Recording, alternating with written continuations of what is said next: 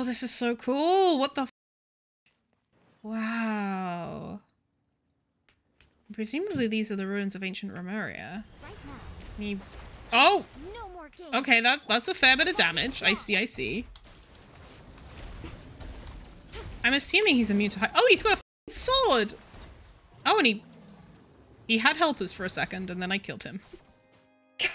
Ladies and gentlemen, this concludes my opening performance. Now, without further ado, we may proceed to the trial of our god. So this is what it is. Yes, you deserve praise for the effort you took to raise the dramatic stakes. Do not forget, however, that I am Focalor, the god of justice, the embodiment of justice itself. Does it not strike you as even the least bit absurd to bring the very concept of justice to trial? May I interpret these words as your refusal to stand trial? Oh, a In duel. that case, you will have the opportunity to defend your honor through a duel. You would draw your blade against a god?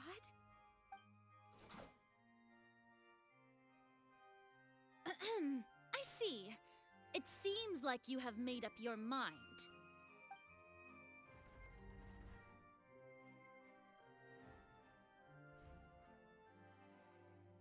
She surrendered. Paimon can't believe it. She just surrendered. What the heck is going on? Did I just see an Archon? Because she has no power. A human?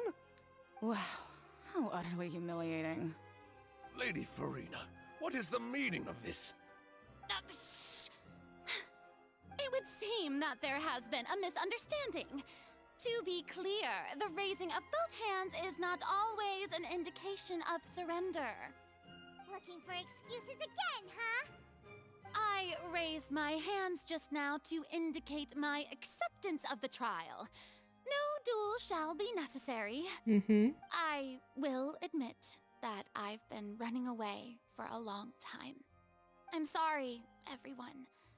I was unable to protect the people of Poisson. It is my duty to stand trial for my crimes. You are not the only ones to be disappointed in me. I, too, am exceedingly disappointed in myself. But now, it is time for the Hydro Archon to show you her courage and resolve. I, Farina, will use this trial to show the world the true meaning of justice! This time, Okay, work. I will protect you. Applaud and rejoice. One of the most outrageous and fantastical arcs known to the opera epiclese is now unfolding before your eyes. So she is an Oceanid. Perhaps the... If she is an Oceanid, she's essentially plural, right? In the way that we understand, like, of humans. When humans are plural, they have multiple personalities. There's, like, often, like, a key personality, like, one that comes out more than the others, or, like, people have different alters, basically, that will front. So I think that's what they're drawing from that. For, like, if she is an Oceanid, I think that's how it works. In some cases. So that would indicate that, like, her different personalities are simply her alters. And the one that is more bullshy is fronting and protecting the ones that are more scared. That's just my interpretation of it, though. Mark my words. This shall be one of the most exhilarating and brilliant shows ever to grace the stage of Fontaine. The trial of the Hydro Archon, Focalor, will now begin! Woohoo! Now we're making history! Why does it feel like Farina just took over the whole thing? Like, come on! Didn't she just get forced to stand trial for her crimes? This is what she does. Also, even though she's still acting super dramatic, she is taking this seriously this time, right? Who the All fuck right, knows? then. Who will be my opponent in this trial? Will it be us or The court Neviette? asks the prosecutor to please take the stand. Oh, it's us. Thank you, Your Honor. Is that so? Very well. Then please speak, witness of Tivat, my accuser and fated opponent. We were so close to getting her to tell us the truth, and it still turned out like this in the end. It's okay though, as long as we can defeat Farina in court, we'll still have a chance to figure everything out. Imagine Farina and Meripede.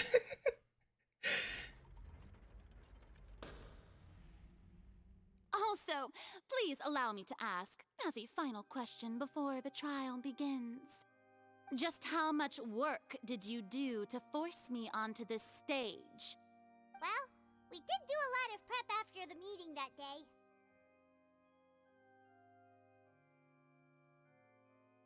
I can go over the tasks assigned to the Spina di Rosula, since they were rather straightforward and easy. Navia, the president of the Spina di Rosula. Most of the people who participated in the disturbance this morning were my subordinates. They Mm. changed into plain clothes and came to the Opera House as regular audience members. Nice. Waiting for the perfect opportunity to incite insurrection against you. Okay, so maybe I wasn't big-brained People's earlier. resentment against their Archon has been building as more and more of the prophecy is fulfilled. A spark was all we needed to turn smoldering anger into a flame. Moreover, according to our understanding and analysis of you, when something like that occurred, you would likely flee the scene and head to Poisson by yourself. So, we arranged for a second group to lie in wait there. So, you mean, the ones who scoured the settlement for me were also from the Spina? And their goal was to force you to step into the giant magic box so you may personally participate in the greatest magic performance in all of Fontainian history. That's right. That house was a magic box, rather than someone's residence. As the super ultimate version of the setup that I used when I first performed at the Opera Epiclese, the volume of the box was increased by a whole order of magnitude, and the distance it traversed was the entire gap between Poisson and Aranias. Its cargo, of course, was an Archon instead of a human. It's quite a distance. My thanks, Farina. Well, I guess Without your help, they're in we the could same never line have on that pulled side. off such an extraordinary performance. You're welcome? He didn't call her Lady Farina, he Of just said course, Farina. this performance was only made possible with Father's support. The House of the Hearth spent a massive amount of labor in Mora to pull this off. Damn. We had to select a location, construct the giant magic box, dig a tunnel, and open up a path through the water. It was a lot of work for all of us. Damn. So, in other words, the earthquake that we felt within the giant magic box was just a normal tremor from the transportation of the whole house? That's right. It wasn't a sign of another disaster to come. Father got that shmoney, yeah. We deceived you back there. Then, I can guess Nervilette and Cloran's parts.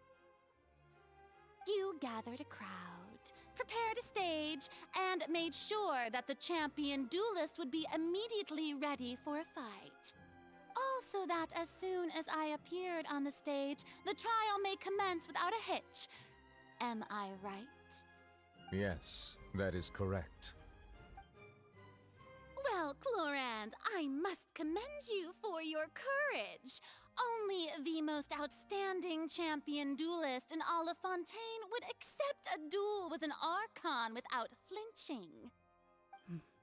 Thank you. As for you, Traveler, Thanks, Bro. I suppose your role was to keep me distracted with conversation once you found me in Poisson. You'd make sure that I didn't notice anything amiss before revealing yourself as my prosecutor once we'd arrived onto the stage. You guessed wrong. Oh? My mission was to give you one last chance. We hoped that you'd share your secret with us before the magic box arrived onto the stage. Is that so? Then I suppose I must have missed my final chance. It's fine. It matters not. what's done is done. The stage is already set, so there's no reason to disappoint the audience. Let's see this trial through to the very end. Yeah, the only thing we can do now is to judge the Hydro Archon. Still, I can't help but be a little bothered by that conversation earlier. What did Furina want to say to me right before we arrived on the stage? Please allow me to pass this along. This is a document that Miss Charlotte applied for and received permission to share with you during the trial. According to her, it should speed up the proceedings. What did she find? Huh? Charlotte wanted to give us something? Oh, so she's here too! Hey, Charlotte! Oh, let Paimon see. Isn't this the exclusive interview that she did with us before? So she's already finished it, huh? Wait, then that means this document is a perfect timeline of everything that's happened ever since we stepped foot in Fontaine! Interesting. So in other words, we can refer to this anthology of evidence every time we want to use something from our journey as evidence for an argument! It's a super practical gift. Let's quickly confirm the information in it. Just think of it as a refresher, alright? You defeated the Hydro Archon in the very first duels you took part in. Yeah, I was going to say before, I think it's interesting that history books, all right? we started as defendants and now we're prosecutors. We've been on both sides of the trial. I didn't think that you'd wind up getting to the bottom of the case I'd been following all this time. I guess you could also see this as a happy coincidence. This is the first time Monsieur Nervillette had a difference of opinion with the Oratrice. Even the Hydro Archon can't figure it out. A Fatui Harbinger. She's an extraordinary person. Her instinct must mean something. The fortress of Meripede was almost destroyed in a single day. That I didn't witness that scene personally will always be a source of professional regret, I think. Next time we will be on Niviette's lap. According to Monsieur Nervillette, both Child and that whale should have been in the primordial sea at that time. So we really taught her everything. Bro, that's not a good idea. I nearly lost my awesome friend Navia. To be honest, that still gives me shivers. Aw, my awesome friend now. That's cute. We told her about this too. Someone as extraordinary as a witch can probably only be truly understood when something surreal happens to you. The prosecution and the defense are both in position. The trial shall now begin. Oh, come on, Nervillette. There's no need to repeat all the unimportant legalese. Damn. Just fast forward to the Condescending. part where the prosecution lays out my offenses. As the defendant and the lead actress of this performance, I still haven't even been informed of my supposed guilt in all of this. Of course, it is only natural for humans to struggle to understand the actions of a god. However, you will need more than that to convict me of a crime. That's true, but my charge here is unrelated to your conduct as an Archon. Instead, I would like to charge you as a fraud who's never been the Archon in the first place. Wait, what was that? Lady Furina's a fraud? Hey, I came here thinking that we were going to try the Hydro Archon for forsaking her duty, but did I hear that right? She's not our Archon at all. Wait! Wait! Look at this guy's face!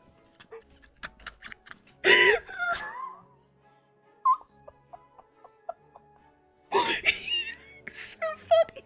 And he's...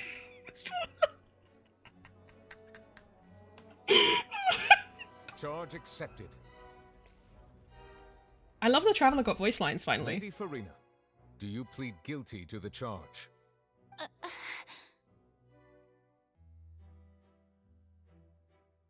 Lady Furina.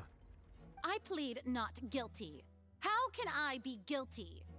There is no way that I, Focalor, otherwise known as Furina de Fontaine, a member of the Seven and the Regina of all waters, kindreds, peoples, and laws of Fontaine, Isn't it Regina? can be anything other than your true Archon.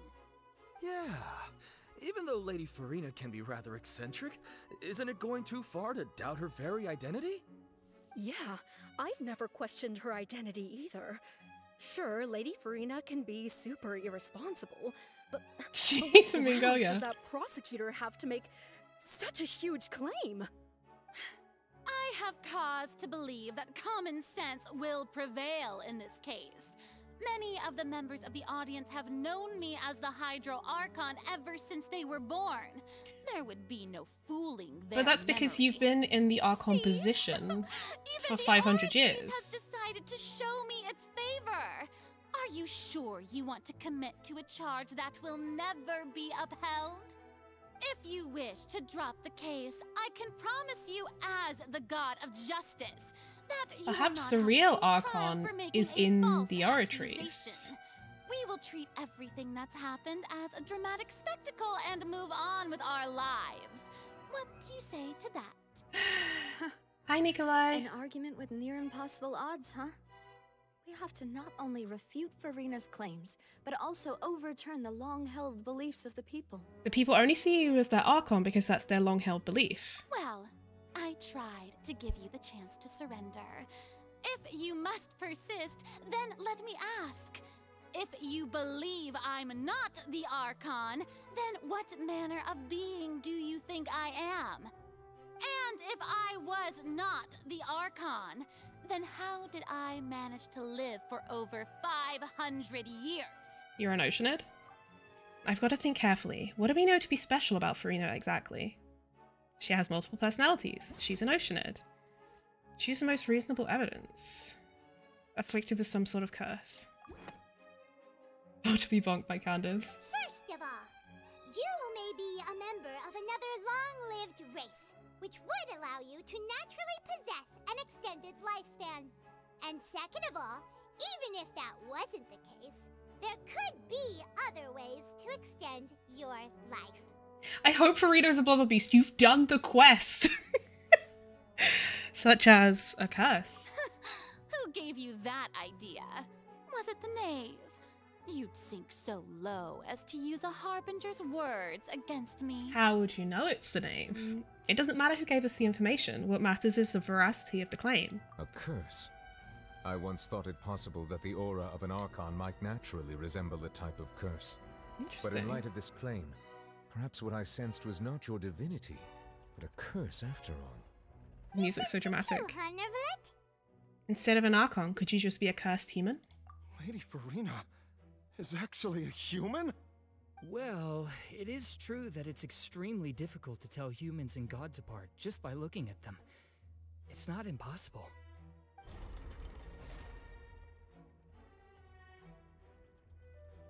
Well, don't start celebrating too early now. Even if I have been carrying a curse like you said, how does that prove that I am merely a human being?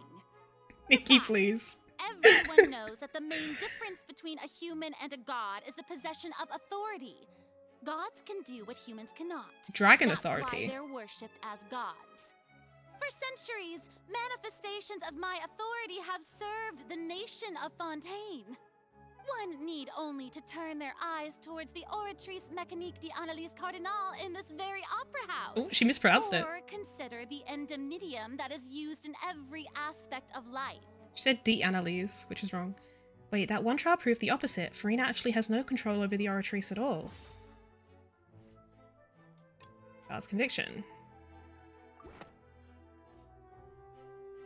You tried to reference the Oratrice, but weren't you as confused as all the rest of us when the Oratrice declared child to be guilty without any proof?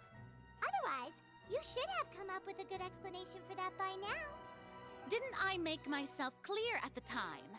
The decisions of the gods are naturally difficult for humans to comprehend.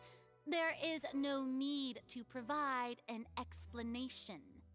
Lady Farina, I believe a reminder of your current circumstances is in order. Yes, Daddy. While the court is in session, the principles of justice and the law must come before all else. While you are an Archon, you are also first and foremost the defendant in this trial.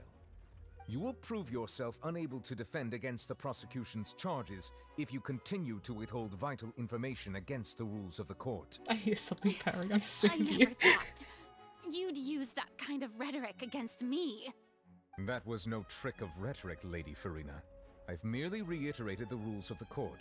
Rules that all should respect and follow. So, you neither knew why Child was declared guilty, nor did you understand the structure and operations of the Oratories. Instead of having been created by you, the manifestations of authority you mentioned have been made by the real Hydro Archon, haven't they? The real Hydro Archon? Well, now you're really losing me. It is true that I did not know why the Oratories gave out a guilty verdict that day. But the Oratories handed out that verdict unilaterally, and it has been operating independently ever since it was first created. You can't argue that just because a divine creation is flawed, that the god behind it must also be no god at all. She's still throwing out all kinds of excuses. Seems like she's confident that we won't be able to produce proof that she has no power over the Oratories.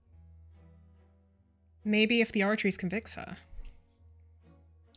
But then, Miss Farina, could you give us a brief demonstration of your power as an Archon? My power as an Archon? There are many ordinary citizens in the audience. How can I just carelessly demonstrate the formidable power of an Archon?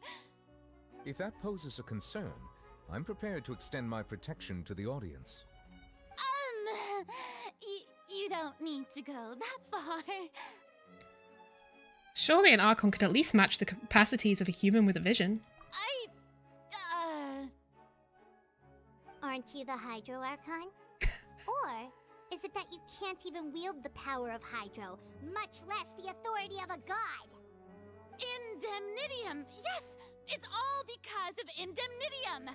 All Archons derive their power from the faith of the people, and I've converted the people's faith in justice into Indemnitium! Thus did I give up all of my divine power to provide everyone with energy for their Paimon is daily bad cop. lives. Have you ever seen a more magnanimous god? Isn't that a huge stretch? Yeah, no matter how generous an Archon can be, how could they give up all their power? Can a god with no power even still be called a god? Wait, is that Marco Meeple? It seems like nobody's buying Farina's excuse. Hey, come now, everyone. Please don't stare at me as if I was a liar. I'm still the same Farina you knew, right? The one that you loved. Shouldn't you want to believe in me? Please? You've got to believe me. If what the prosecutor said is true, she really has committed a grave offense. Did she deceive all of us? And all of our parents and grandparents too? And then all of our ancestors? Ever since they were born? She did it for a reason. I just don't know what reason. Enough. Tell me then, if I'm not the real Hydro Archon, then who is? If you have no evidence of another Hydro Archon's existence, Why do I feel like we're just gonna get a mad reveal right now? then what grounds have you to say that I'm not actually the real deal? Wow, she came up with yet another argument. How can we refute her now? Seems like I feel like the real Hydro Archon is just gonna appear. I don't know. If we can't prove that she isn't the Archon, we can try to prove that she is just a human, and if she's only human. Wait, maybe we'll put primordial water on her? It has been established that all Fontainians can dissolve in I'm so water smart. from the primordial sea. And that means... Since you insist on claiming to be a god and not a human, then there's a method that you can use right here. This and feels now very to eliminate Burn the all Witch. suspicions of you being the latter. Miss Navia, please apply to serve as a temporary attorney for the prosecution before addressing the court. Though you act in partnership with the prosecutor, you must still adhere to proper procedure. This feels very Burn the Witch. Because when the Salem witch trials happened, they would pick out various women that they deemed to be suspicious in some way, even if they really weren't, or they just didn't like. And in order to test if they were, I mean, most people probably do know this, but I'm just going to rehash it in case. In order to test if they were a witch or not, their witch trial would be, if they would put them up somewhere high, I think, and then push them off, something like that. And if they drowned, then they were not a witch. But if they flew, / like didn't drown, then they obviously were a witch. What happened is all these women died because none of them were witches, because that's not a thing. And so I think it's kind of feels like a reference here. Super sorry, Monsieur Chief Justice. I swear this really will be the last time that I'll speak out of Doubt. Now, Fucking doubt. I've brought some seawater from Poisson. As everyone knows, a massive flood struck the area not long ago, taking many lives, including those of some of my closest friends. So, Miss Farina, would you dare to touch some of this seawater? Sounds good, Nikolai. You are indeed the real Hydro Archon. I appreciate you. Touching the seawater would have no effect on you. All it should do is strengthen your case. But if you don't, and thank you again for the sub. Then we would have basically proved the reverse. Oh, and I must remind you that after the disaster at Poisson, nobody wants to see any more people dissolve. I do hope you'll act prudently and choose the simpler path of admitting guilt. Navia from the Spina di Rasula. The Spina has governed Poisson for many years. I guess her suggestion is valid. If Lady Farina is indeed just a human, she's probably Fontainian like all the rest of us. Would she really What if she isn't? try? What if she's human but not from Fontaine?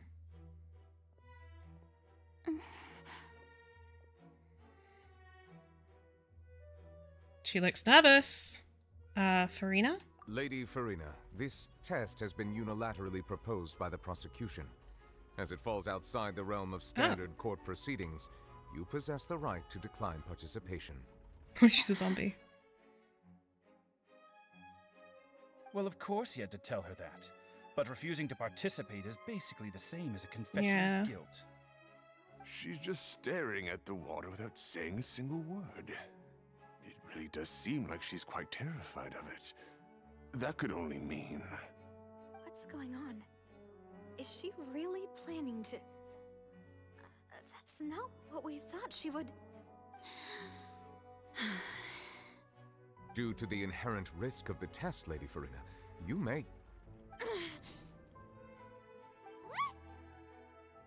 Hey!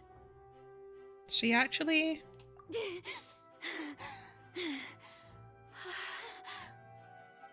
Sounds like she's having a panic attack. She's the Pyro Archon. Look at me, everyone! My hand is still here. I haven't been dissolved. Will you believe me now? She really wasn't sure about it, though. I am your Archon. I'm nothing like a normal human who would fall apart as soon as they touch this water. Really? Was this not the most obvious thing in the world? Miss Siegewien? If you're present, Miss Siegewien, please come forward and attend to the defendant. Siegewien? Don't be nervous. It'll just take a few seconds. Let me see. That should be enough. Please announce the results of your evaluation to the court, Miss Siegewien. As everyone doubtlessly saw, Miss Farina was displaying symptoms of hyperventilation and flushed skin. These indicate that she was experiencing the adverse effects of exposure to primordial seawater.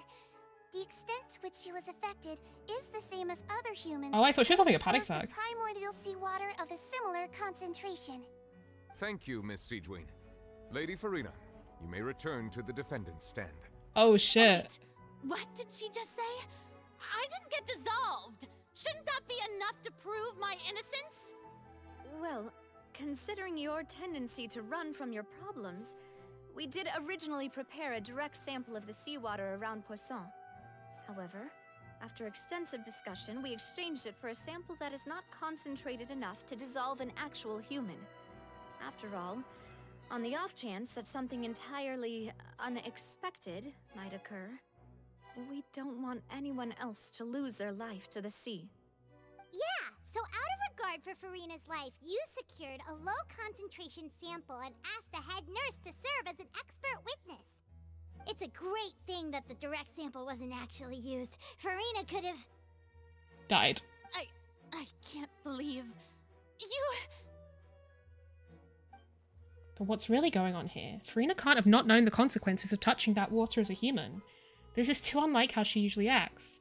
Unless it's actually more important for her to keep up her facade than to save her own life. Yeah, I feel like she and Jiria have had like this this deal. Like, she's there for a reason and she's there to keep up appearances so that whatever is happening in the background can happen. Hadn't she given up on everything a long time ago? Listen to me, everyone. Please don't give me such cold and disdainful looks. What happened just now didn't prove a single thing. Think about it. How can you conclusively prove that an Archon can't also be affected by the primordial seawater?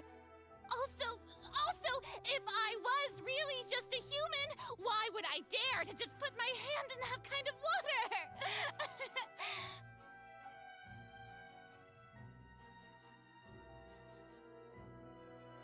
Please, everyone, anyone, just listen to me. I swear, I really am your Archon.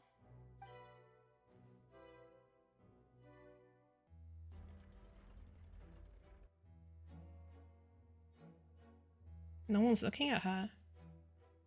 I don't think anything she says at this point will sway anyone. The odds are just too stacked against her now. With all the things that have been said, Paimon doesn't think there's any way left for Furina to win. I believe the time for arguments and presentation of evidence has come to an end. If there are no objections, we will move on to the final judgment.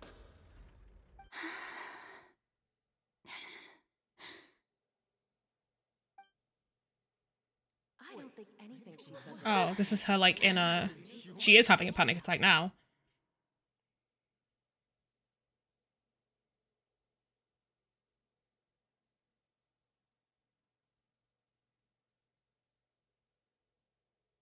In my capacity as Chief Justice, I shall now render judgment on Furina's misrepresentation of herself as the Archon of Fontaine.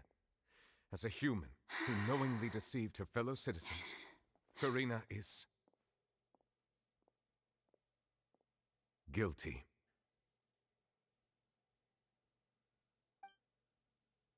He didn't get it from the oratories? Weeping on her throne. Yeah, I just thought that. I was like, is this the prophecy? We shall now turn to the Oratrice Mécanique d'Analyse Cardinale to render the final verdict on the charges. Let's see what this does. I'm really intrigued to see how this goes on.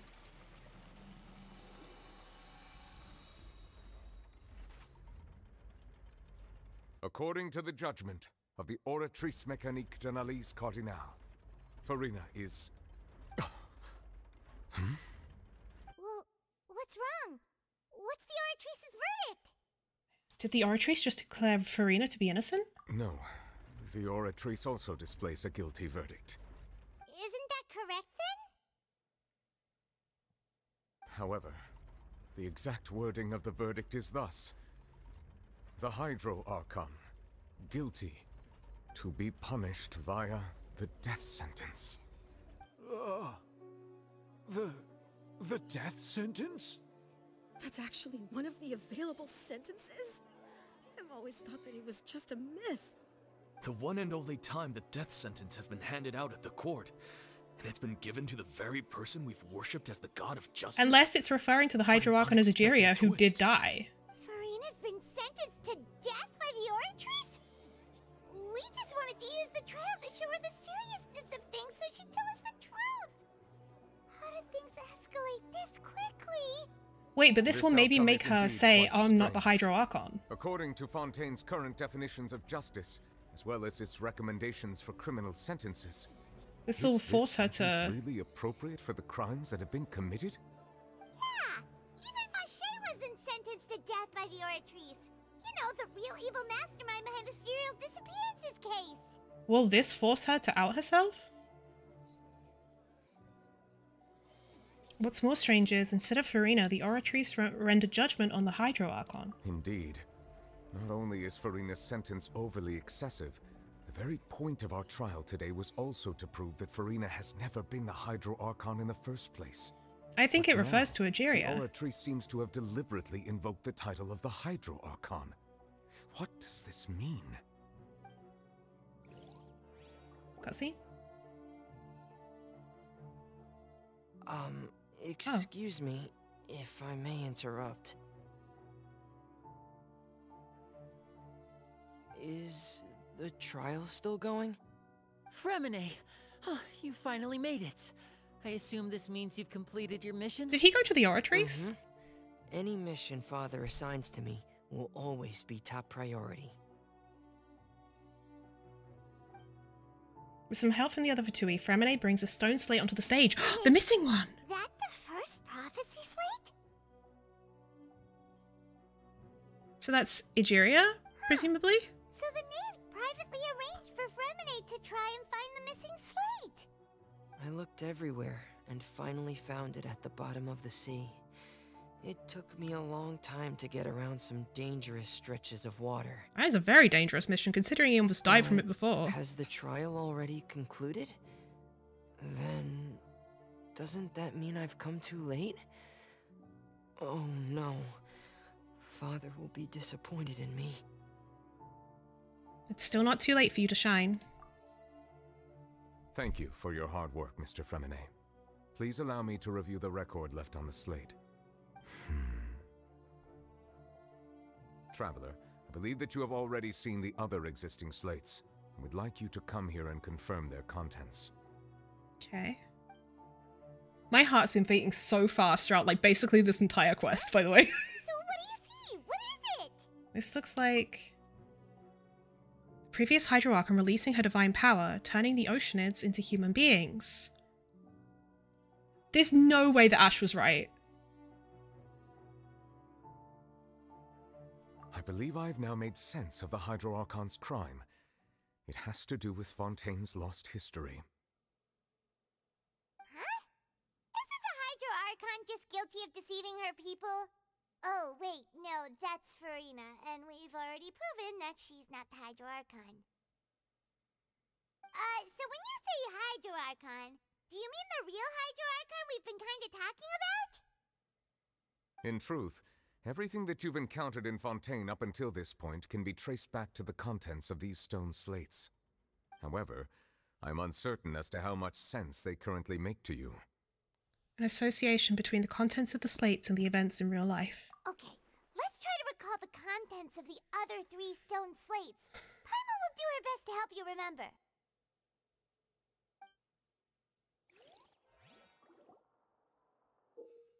Select to check the descriptions on the stone slates to extract key information from them. You can find scenarios related to the stone slate's contents in the incidents recorded in the interview notebook. There you can verify said content. As the verification process continues, the fountain water level in the menu interface will rise. When you have finished verifying all the stone slates, the truth behind the prophecy shall be revealed. Oh my god. The real events related to the prophecies and the prophecy slates. The stone slate describes what you just said. It seems to show the previous Hydro Archon using her divine power, and then the Oceanids turn into humans. So, the theory that, like I mentioned earlier, the theory that Ashikai had was that everyone in Fontaine perished in a previous flood, and Egeria's original sin was turning them all into Hydro Eidolons, which is like, and I guess like smaller versions of Oceanids.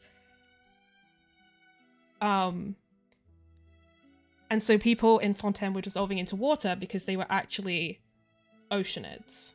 So if this turns out to be true, that is insane that she was correct.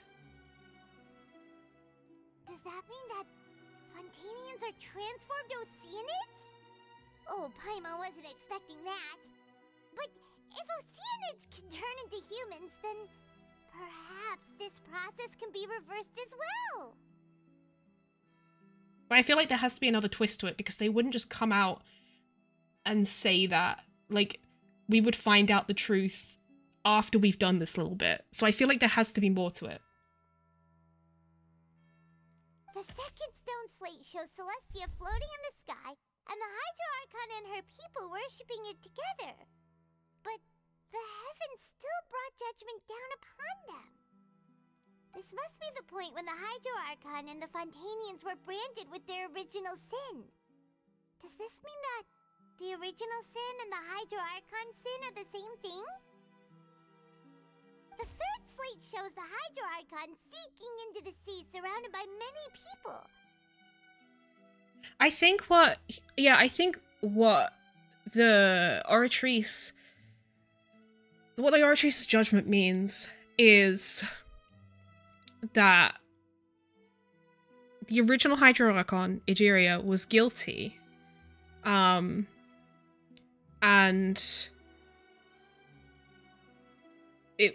they received the death sentence because Egeria died. I think. That reminds Paimon, didn't we also watch that happen to someone else? Did we? Well, the fourth slate is the prophecy the Fontainians have been talking about. People dissolving into the sea, the Hydro Archon crying on her throne, and so on. Which is what is happening now. It almost feels like Samsara's, you know? We didn't believe that such a crazy disaster could happen at first, did we? But after that incident, it was just a question of when and not if. We know from the case of the serial disappearances of young women that Fontainians can be dissolved in primordial seawater. And the first stone slate tells us that long ago, the Hydro Archon used her power to turn Oceanids into humans. This might be the reason that Fontainians can dissolve. Humans who turn into Oceanids. The fact that Fontainians can dissolve in primordial seawater, becoming Oceanids, is proof of their origin. Perhaps what is about to take place has all happened before. Yeah. The true sin of the Hydro Archon that Nervilette mentioned, and the original sin cast down on the people of Fontaine by Celestia, as recorded on the stone slates. The Hydro Archon who was sentenced to death, the sentence never before passed in the Court of Judgment, has been handed down to the Hydro Archon. So what kind of sin merits such a verdict? Is the primordial seawater parts of Egeria? It's not as simple as falling into the sea. When Navia fell into the sea, her consciousness was subjected to judgment. That's the true. Stone slates show the people gathered around the Hydro Archon in the sea. Could that be alluding to the same thing? The prophecy from the stone slates found its way into society, but not many people believed it at first. The fortress of Meropide was nearly flooded with primordial seawater, which we know can cause Fontainians to dissolve. It seems increasingly likely that the prophecy may come true. If we hadn't dealt with it in time, things could have gone very badly. They'll dissolve into the primordial sea but won't cease to exist. Their essence will flow in the seawater, converge, and take the form of an Oceanid. The Hydro Archon was sentenced to death in court, shocking everyone present. Perhaps this means that her sin was actually Fontaine's original sin. Navia fell into the water inside those ruins, and she nearly dissolved. She was surrounded by the people of Poisson in a court within her consciousness, and was forced to take part in a trial meant to make her stay. The eruption of the primordial sea at the fortress of Meropide was the surest sign that the prophecy was about to come to pass no matter what. How are you, friend? The prophecy's contents can all be verified by recent events. If we combine what we know together, loads of truth should come to light. Okay. Huh? But nice. Oh, Paimon gets it now. So that's how you can make sense of it. But then it feels like we're going to have to share some truly shocking revelations. Let's hear them.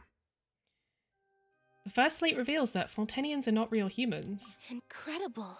Linny, did you hear that? We're not real humans. All Fontainians were originally created by the late previous Hydro Archon, with Oceanids as their basis. The evidence for that can be found in how only Fontainians could dissolve in primordial seawater, and how all the girls Vacher dissolved were also turned into Oceanids. Oh, and according to Navia, when she was about to get dissolved, she also saw everyone gathered around for a trial, all of them in the shape of Oceanids. Indeed. The second slate reveals that the crime of the Hydro Archon was her creation of Fontainians from Oceanids. There's no way that Ash was correct about all of this. Yeah, and it follows from the content of the first slate that she probably angered Celestia by creating humans without prior permission. That could also explain why the Oratrice judged the Hydro Archon to be guilty. It's to account for that ancient sin. Yeah. The Hydro Archon's true sin was creating us? And yet, after many hundreds of years, the Hydro Archon's creations have turned around to try to judge the Archon within the Opera Epiclese. The twists of history are often the most unexpected of all. As for the third slate, I'm still convinced that it should come after the fourth slate. Yeah, isn't the image here just like when Navia fell into the sea? So she should be dissolved? To show the image of the Hydro Archon also falling into the sea once the prophecy has been fulfilled in the fourth slate? Not necessarily. This is Farina being born after Egeria, like, died, or after she was preparing to go die in the Cataclysm. I don't know. The fourth slate depicts the fulfillment of the prophecy as it's already widely known. In the end, the people will all be dissolved into the waters, and only the Hydro Archon will remain weeping on her throne. Only then will the sins of the people of Fontaine be washed away. Did Paimon get all that right? You've made some keen deductions. I must say, given how much you still don't know, it is impressive that you've already managed to connect so many pieces of the truth. So he knows? However, while you were able to decode all the information on the slates, they've also been etched with an additional layer of hidden information using a different power source. When we were at the ruins, I tried to decipher the hidden information recorded in the slates. But since we only had 3 slates at the time, I was unable to come to a full conclusion. Now that the slate collection is complete, I shall make another attempt to decipher the narrative recorded within. If everything goes well, we should finally be informed of the unadulterated truth.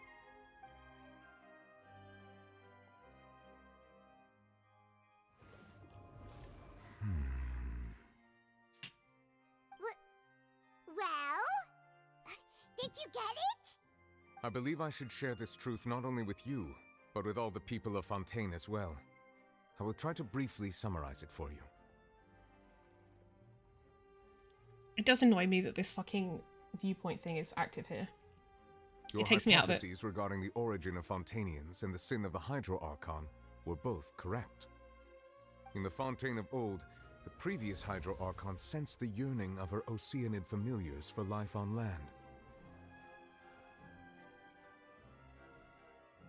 No, I have got it, Camo. I don't know why it's still there. Oceanids were enamored with the beauty and romanticism of human beings, and wishing to have those experiences for themselves, expressed to the Hydro Archon their desire to become of a similar kind. However, even though water as an element is intricately linked with the power of life, the Hydro Archon, as one of the 7, did not possess the authority to create a new form of human life. Not one to give in, she eventually found a way to create permanent humanoid bodies for her familiars by appropriating the power of this planet's primordial sea. She poured primordial seawater into the Oceanid's blood vessels, creating humanoid mimics in the process. Wow. But if Fontainians were to ever come into direct contact with water from the primordial sea, the power within their bodies would escape these artificial restraints and return to the sea. As a result, their forms would collapse, and they would be reverted to their original forms as Oceanids. Of course, The Hydro Archon never received permission from the heavenly principles to create a new human race. And thus, the Hydro Archon and all of her creations came to shoulder the original sin of appropriating the power of the primordial sea. So the primordial sea escaping is the true history of how caused the by people Celestia? of Fontaine first came into being. So we were all Oceanids before we turned into human beings? That's way too much information for me.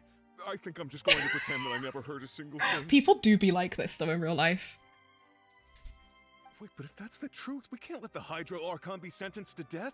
After all, her only sin was creating us. This really might be too much information for your regular Fontainian, but it does answer a lot of our questions. Alas, your hypothesis regarding the 3rd and 4th stone slates was inaccurate. The slates' That's what I respective thought. positions are, in fact, correct. What is the 3rd slate supposed to represent then? A key point of the visual on the 3rd slate is how all the individuals depicted in the water are humans rather than Oceanids. They have not been dissolved, which implies that the water depicted in this slate is not water from the primordial sea.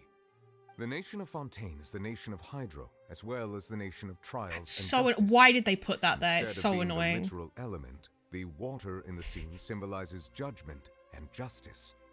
You may also recall Navia's experience. When she fell into the sea, her consciousness was surrounded by that of many others who intended to hold a trial to determine her fate.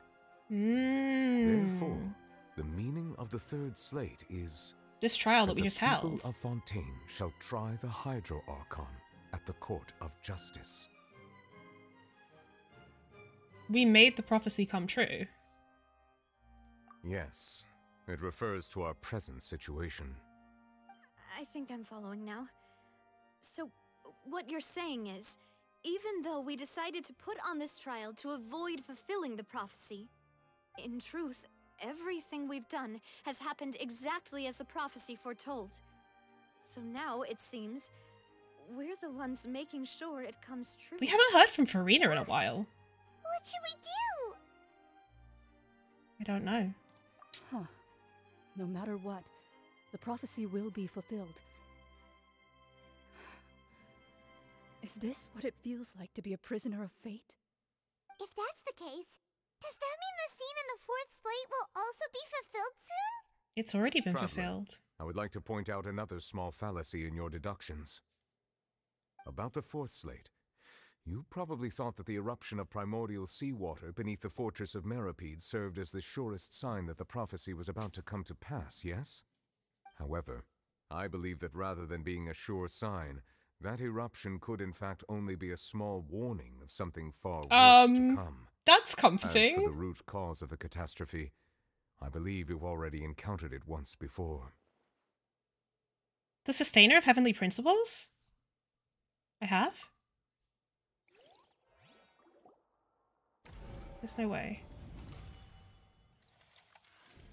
This eruption was just Oh wait, no, a the small warning whale. of the things to come. We must find the root cause of the disaster. The whale. The whale sent by Celestia. We have to go, like, the whale is the boss. So we have to go fight the whale? Whale in the dream. It was both dream and reality. If we're talking about a true culprit, that could only be that thing inside the primordial sea, right? The truth, the original sin, the trial, and the root cause of the disaster.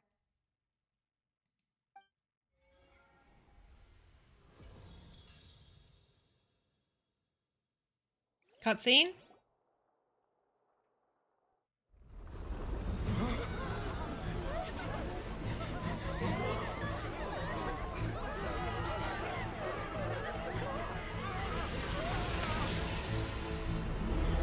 A hole in the fabric of reality.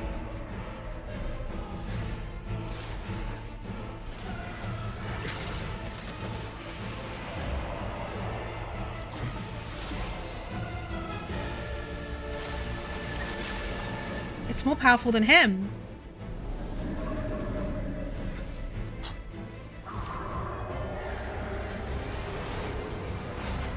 It's gonna swallow people. Child!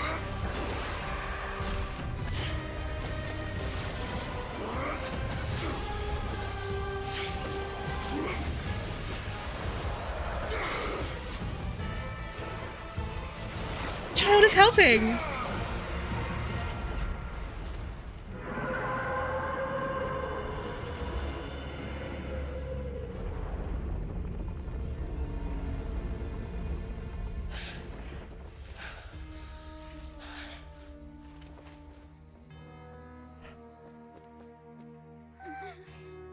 Hate that ginger, but he ate that shit up.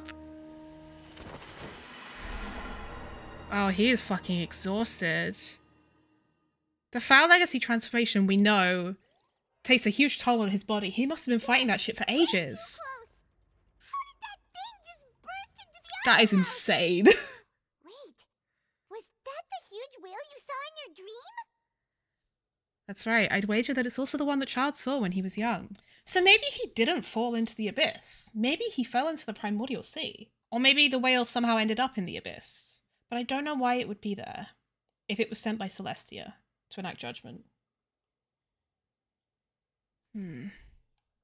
So we've met it at last. I understand very well why it is chosen to make an appearance here. That whale does not belong to Teyvat. It is a monster that has traversed the stars, weeping all the while. It has been greedily consuming the energy from the planet's primordial sea, using it to grow. Oh. That is the main cause for the rising sea levels. So it's not sent by Celestia? Consuming all of the energy contained within the sea, its next step will be... You said that when the Hydro Archon first created Fontainians out of Oceanids, she filled their blood vessels with primordial seawater. So it wants to eat them. That whale finds the blood of Fontainians nigh impossible to resist. Sounds Therefore, good, Camo. When it left the primordial sea, Enjoy work. it decided to make its next stop a packed opera house full of food. Food in the form of Fontainians. We just barely managed to push it back, right? In that case, won't it come back to target the people again once it's managed to recover its strength? That is correct. Indeed, it is more accurate to say that we should thank that Harbinger for buying us some time. Without him, the whale would have likely come onto land far He's sooner. been fighting it all this time. He's going to be fucking wiped. Is he going to die? Fighting the creature for quite a long time. Child has death flags. Is he going to die? Don't answer that. Maniac. We've always known that he had a special connection with that whale, but we definitely didn't expect it to help us out like this. Anyway, now that we know that this whale is the actual cause of the disaster recorded in the prophecy, Thanks, Zach. all we need to do to stop the prophecy would be to find a way to beat it up, right? It is too late. What do you mean? It had already absorbed too much of the primordial sea's energy before we could notice it.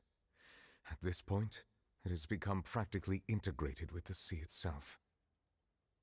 Oh, whale. Oh my Even god. if the entirety of Teyvat were to be destroyed, it could still survive and swim off towards some other world. Jeez. That's not something I will accept. We've already done everything we can, and we even found the true culprit.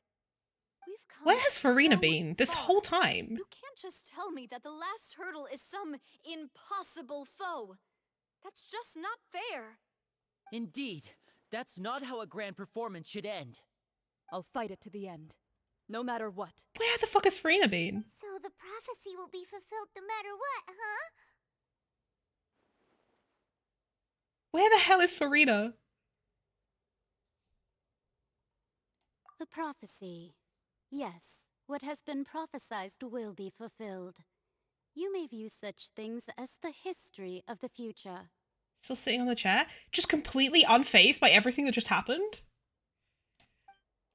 After everything, it still turned out like this. We couldn't fight against fate. Wait, but if this is all about fate... Just as prophecies are usually only the future as seen from the perspectives of the gods, could things be happening in hidden corners where the gods' gaze does not fall?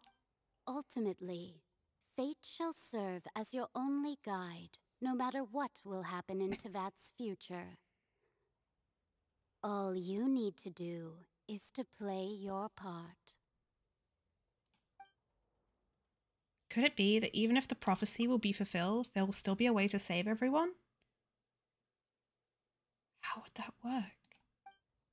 Did I miss something? Oh, the Ark! Wriothesley! Wait, I forgot about Farina. What was it that she wanted to say to me at that last moment in the giant magic box? What is her real secret?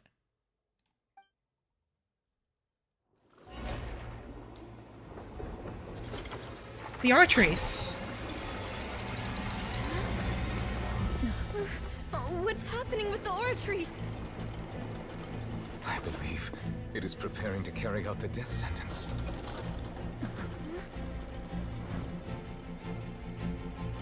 Farina!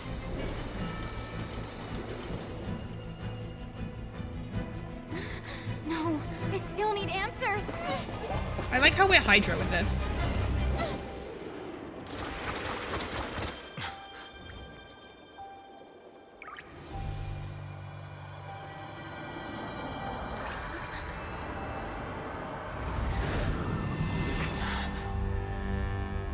We jumped real fucking high.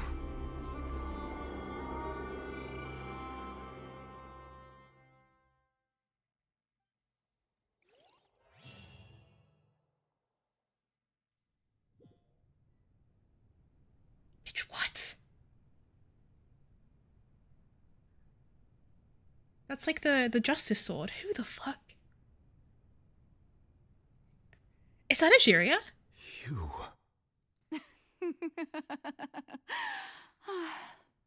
Sorry.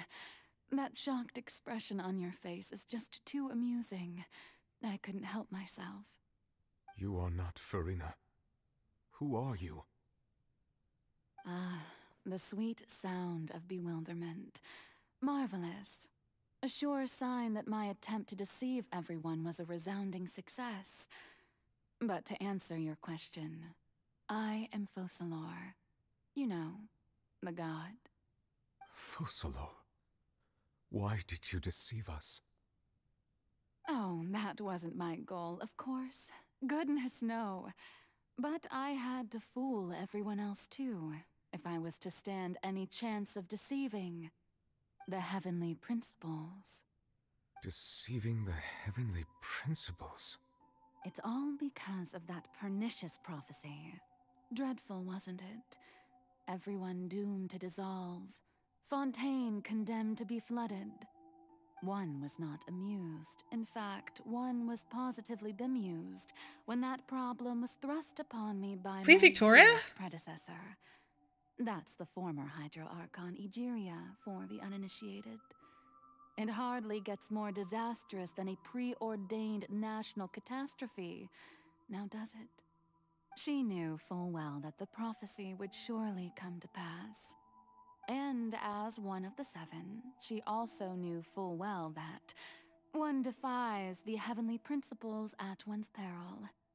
So yes, as you have no doubt surmised, it was a rather impossible situation that I found myself in.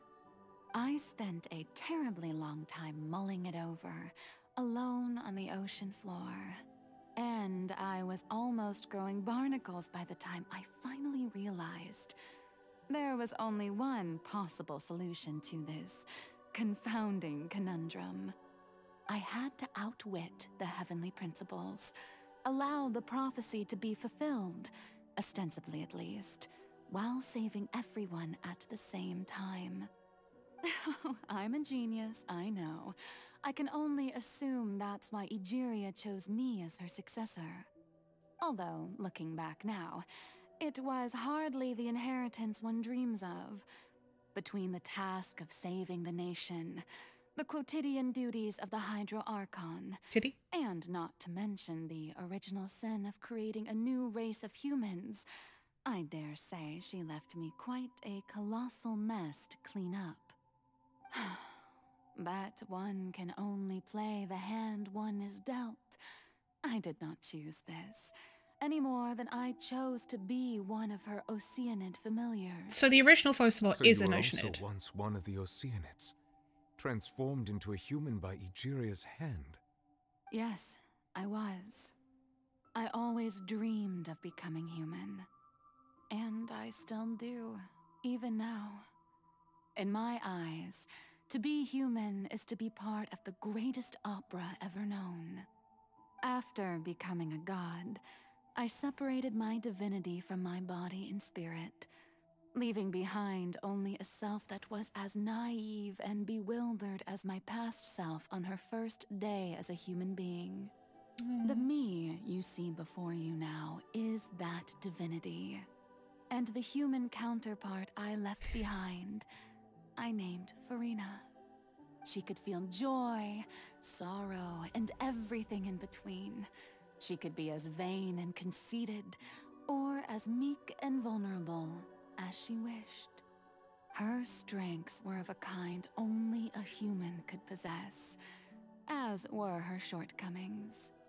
But in my eyes, Furina's humanity was what made her perfect. She was perfectly human in every way. The person I always wanted to be. Anyway, so then I cursed So she's her. almost like, in a All way, a part of the familiar plan, of course. The plan to deceive the heavenly principles. a shard of Egeria. Do you still remember the final scene of the prophecy? The Hydra Archon alone, It's just happened. weeping on her throne. In order that the prophecy might appear fulfilled, I invited Furina to be an actress, to play the part of the Hydro Archon in the prophecy. Under the curse I placed on her, so long as I, Focalor's divinity, continued to exist, she could not die. But nor was she free to live her life in the pursuit of happiness. Instead, she was forced to take the stage in the opera house, to embrace the role of leading lady, to forever play the part of the god from the prophecy, all to create a deceitful appearance of that prophecy coming to pass. I suppose now you probably understand why your court is called the Opera Epiclese. But Furina is only human, isn't she? Even though she has had a long life, her mind is no stronger than that of any other ordinary human being. Oh, girl. I cannot begin to fathom what she has had to endure. It must have been torture for her. It has indeed. And although she is, in a sense, me in human form, I most definitely owe her an apology for it. It's been 500 years, and all along, she's been playing her part in the most unimaginably long, unbearably lonely, and agonizingly painful opera of all time. His voice is so soft. Yeah, I noticed that too. He feels really bad for her, and so do I. I came into contact with Furina's tears. If I remember correctly, tears often contain a being's strongest emotions. With sufficiently strong hydrosensitivity, I can form an emotional connection, just like I did with that Oceanid at the Fountain of Lucine. Wait, could this be Furina's hidden inner world? Furina? What is she doing on stage? Wait a moment. That probably isn't Furina. That's likely a reflection of her inner self. If I can directly speak to that self, I might be able to easily get what I wanted to know. I came here for answers. Either way, this opportunity is not to be missed. Let me try talking to her. Oh? Who permitted you to come onto this stage? Now, I understand your admiration for my august self, but I must ask you to keep to the rules. Come on, it's me. All right. It is not my intent to reprimand you. There is no need to state your name. Just be off with you. Do not distract me from my performance. But I don't see an audience here. Oh, do not jest. Just let the stage lights go off, please, if only for 1 second. I am Focalor, the eyes of Count countless Fontainians are upon me, I must at all times display the utmost elegance and nobility. That's so I can be myself again. Something's off. There's no getting through to her. Even in her heart of hearts, she's still playing the role of the Hydro Archon. What sort of resolve must she have that even her inner self and subconscious must have such an impenetrable defense? Maybe she's gone so long that she's convinced herself? I have to find a way. Dear audience, the performance is experiencing a technical difficulty, but worry not. The guards shall resolve it soon enough. Farina to fight Farina. Hey,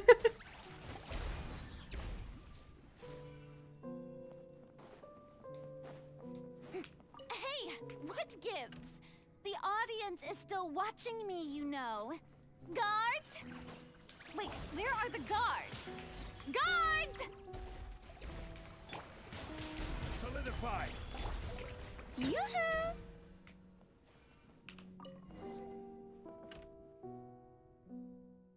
That's all the spotlights turned off. In Farina's heart, they must have symbolized the eyes of the people on her.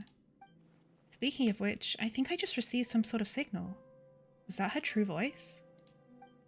A ticket? When did that end up here?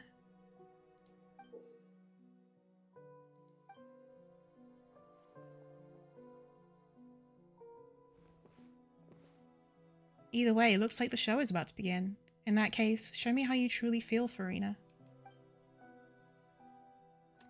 Scene 1. Before a mirror. Farina. Farina. Farina. Huh? Who's that? Who's calling me? Where are you? Be not nervous. Be not afraid. I am before you. Wait a moment. You're mirror me? How can this be? The absolute range on this voice actor. Mirror you, huh? You know what? That's not bad. Let's go with that. Mirror me. What do you wish to say? The prophecy. Have you heard of it? What prophecy? Wait. I know. I think. I don't know why, but it's in my head somehow. The people will all be dissolved into the waters, and only the Hydro Archon will remain, weeping on her throne. Only then will the sins of the people of Fontaine be washed away. Oh, very good. You know it well. What's going on? I can't seem to remember anything clearly. The only thing I know for sure is this prophecy. Will it really come to pass? Yes, it will. And that is why I've come to you. Disaster will come to Fontaine sooner or later. Things will develop just as the prophecy declared. There is no escaping it. So is this when Farina was tasked? Doesn't that mean everyone will die? I'm a Fontainian just like them. Will I dissolve too? Oh, don't worry. Magical meetings exist in this world precisely to give people a chance to turn things around. It is the reason why you met me today. I will tell you how to save everyone, but you may have to suffer somewhat. Oh, so there's still hope after all. Goodness, you frightened me. You spoke so much and with so much certainty. As for the suffering, well, I will admit that the first thing that came to mind was, why do I have to be the one to suffer? But if the prophecy will come true, I'll also die anyway, right? So if I've already met you as my magical meeting in this world, if there were scales, with all the people of Fontaine on one side, and my pain on the other. Is it not obvious where the scales should tilt? Sacrificing herself. You truly are the perfect human. My ideal. I suppose this would also be the justice that belongs to you. Huh? Don't worry, it's nothing. Listen well. Fontaine has just lost its Hydro Archon. I need you to play a role. That of the new Archon. Play as a god? That's right. You must begin a never-ending masquerade. You must never let anyone suspect your identity. If you can keep it up, then I shall have my way of defying this prophecy. But should your identity be revealed, then all hope will be lost. But how will I do this? A human assuming the role of a god without being exposed. Don't worry. What you must do is not to turn yourself into a real god. You simply need to play the role of a god as humans imagine them to be. Being a human yourself, I'm sure you already know what such an entity would be like. Remember, your true challenge will not be pursuing divinity, but contending against humanity. I'm still not sure I understand, but I'll try. I'll try to do this. So, how long am I going to have to play this role? To accomplish this mission, you will have to stay on the stage for many, many years. You will endure and not grow old until your task ends. But I promise you, all will eventually end in a magnificent and dramatic trial, and everyone will be saved. A trial, huh? How exciting. I'll be looking forward to it. Aww. Scene 2, accession speech for Rena. Accession speech.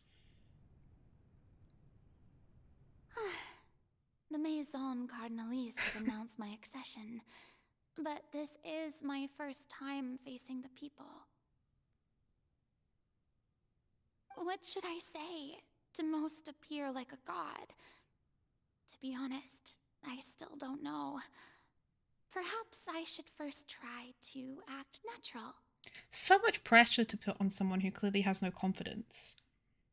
Like, if you don't play this role correctly and not let anyone realize, then everyone's gonna die? Like, that's a lot of pressure. Summon courage. Ladies and gentlemen, good evening, and welcome to the Opera Epiclese. I'm sure you've all heard about how I have taken on the role of Hydro Archon. Indeed, I am Verena de Fontaine, your new Archon. Pure earnest. In truth, I know little about becoming a nation's new god, but it will be my honor to guide you all. As the god Focalor, the god of justice, I shall do all within my power to lead you into an age of fairness and justice. Close politely. Once again, thank you all for coming. If you should have any questions or suggestions, please send them to the Maison Cardinalise. The future of Fontaine will require us to work together, after all. This should do it. I thought I might stammer, but thankfully, I was able to convey my thoughts just fine. Okay, and next. That's the new Hydro Archon. Is this some kind of joke by the Maison? I would have thought that a being that surpasses humanity would be a bit more assertive. Hey, did you hear that? She even told us to send her suggestions there at the end. Shouldn't gods be all-powerful?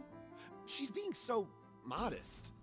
What's the difference between her and an ordinary person, then? If you ask me,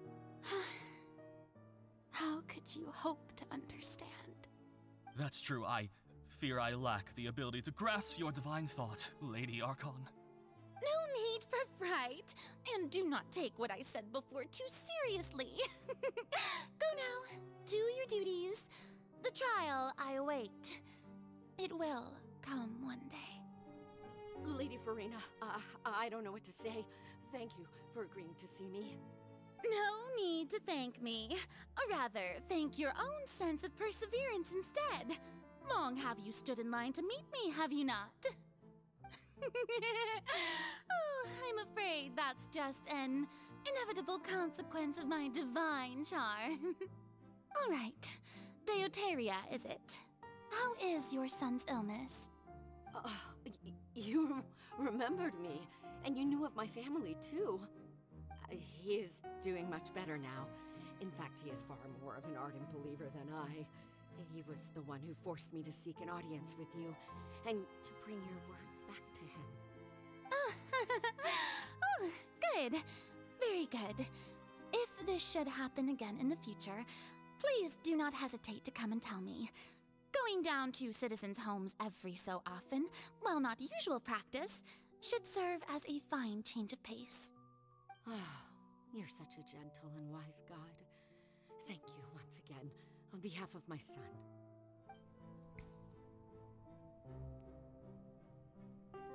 Lady Farina, here are the latest hydrological reports. As for the specific parameters you asked to take note of, I'm afraid things still don't look good. I see. It's as I thought, then. As your god, I did already expect this, but I wanted to see how far your human wisdom would allow you to analyze it. All manner of signs indicate that the prophecy will still come to pass. Forget it. That's not something you need to worry about right now. Well, as I understand it, the Fontaine Research Institute is also trying to find a way to counter the rising water levels. Really? Have they found anything? I'm afraid that they haven't found any effective solution thus far. Is that so? Well, no wonder. This issue has reached the realm of the gods, after all. Still, their spirit is praiseworthy. So I think I heard that she auditioned for Yula and got rejected. Interesting. And my god, was that a good rejection because she's a perfect Farina. She is incredible. Honestly, like, she has carried this whole ARCHON quest, which, you know, you sort of expect a god to do so, but holy fuck. All of the different voices and, like, personalities and the softness and, like, the bullshiness and the screaming and, like, she just has done such an incredible job. I am so floored. I really want to find out what other stuff she's in because I've never heard of her and I'm so impressed with her. I really hope she gets hired for a lot more stuff off the back of this because, like, stunning. The day is finally over. I haven't had a moment to breathe this whole time. But it's good to see that everything's getting on track. There are no longer any voices of suspicion. Maybe this is fine. I just need to keep going, and everyone will be saved. Alright, Farina, don't think too hard about this. You need rest. Tomorrow's a new day. Scene 4, Opera House, Farina.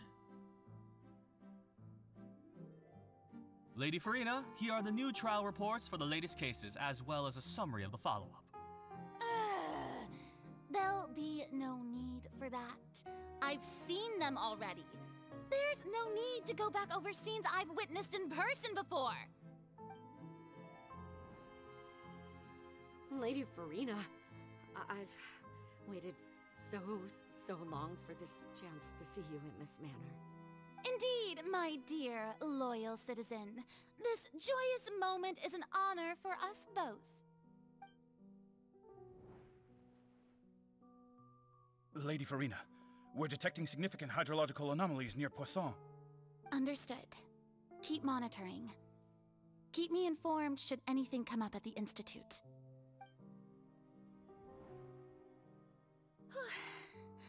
I don't think I let anything slip today. God, I love must her. show the people that there is nothing to worry about. I just don't know when these days will end. I feel utterly exhausted. She has shouldered so much for so long. As just an ordinary human. The sheer level of resolve.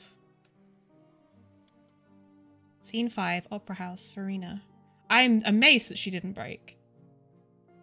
I will hold her gently, me too.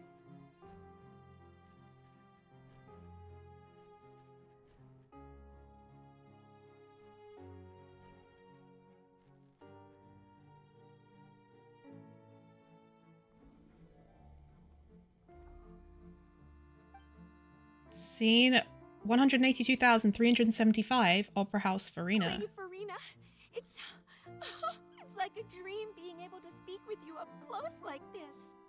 I've heard that the first member of our family who was honored to receive an audience with you was Madame Dioteria, almost 20 generations ago.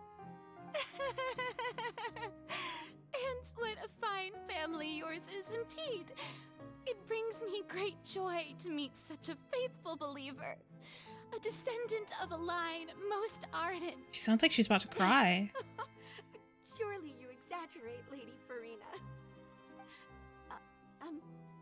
My lady? What is it, good citizen? Are you crying? Uh-huh. Oh, really now? I didn't even notice. This must be the overflow of hydro from my person. Well, can't quite help being the god. She's a quick thinker. Is the waters, can I? No wonder. No wonder. A manifestation of your power, then. Oh, Archon, I am honored to have witnessed it. Honored indeed.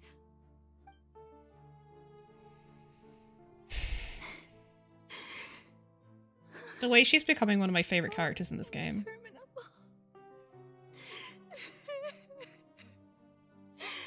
So lonely. Just how much longer? Hundreds of years must have passed by now. Perhaps the show must go on for hundreds more. She said, God, I'm so wet because I'm the Hydro Archon. But it would hurt so much. Have I reached my limit? No.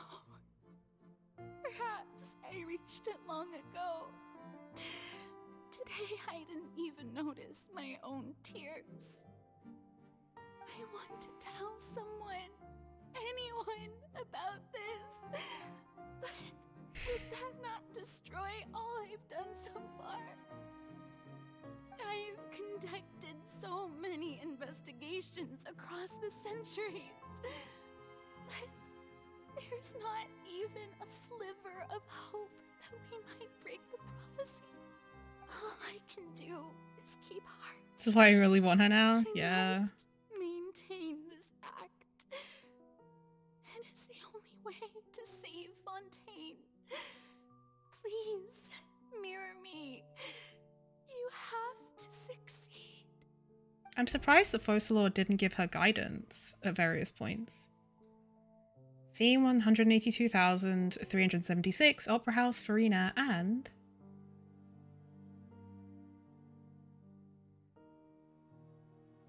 Farina, you don't have to shoulder this burden alone.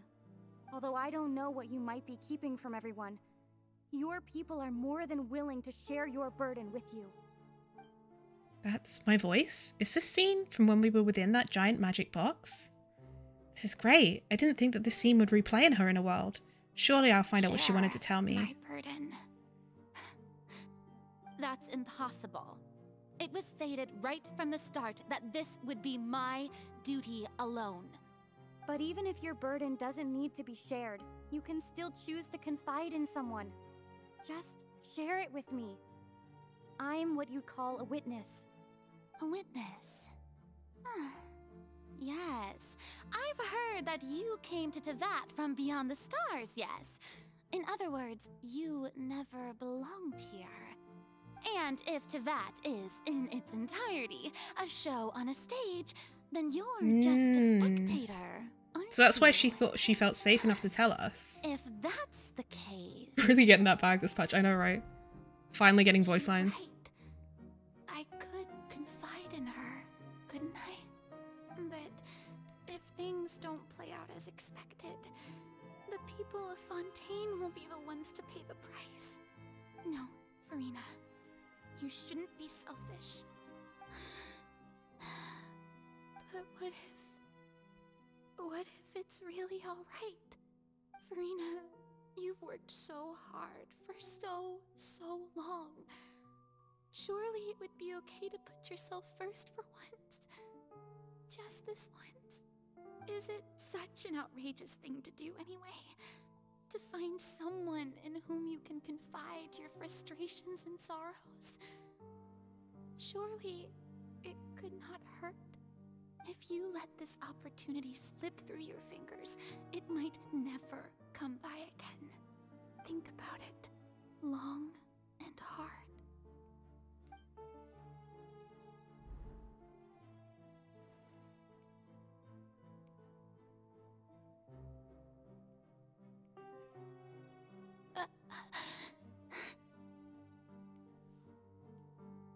No, I have nothing to say. I am Farina, the Archon of Fontaine.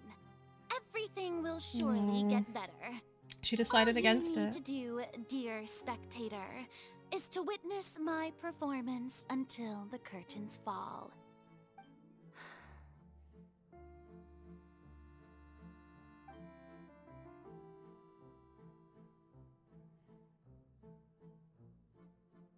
Fine.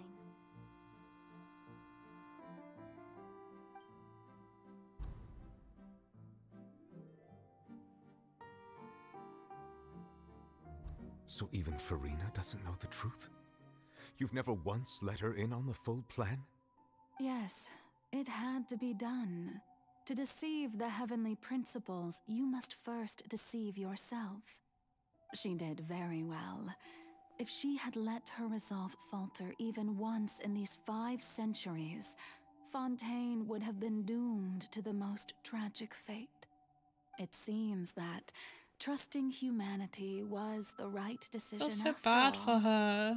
I believe that I understand how your deception works, but that is only half the truth, is it not?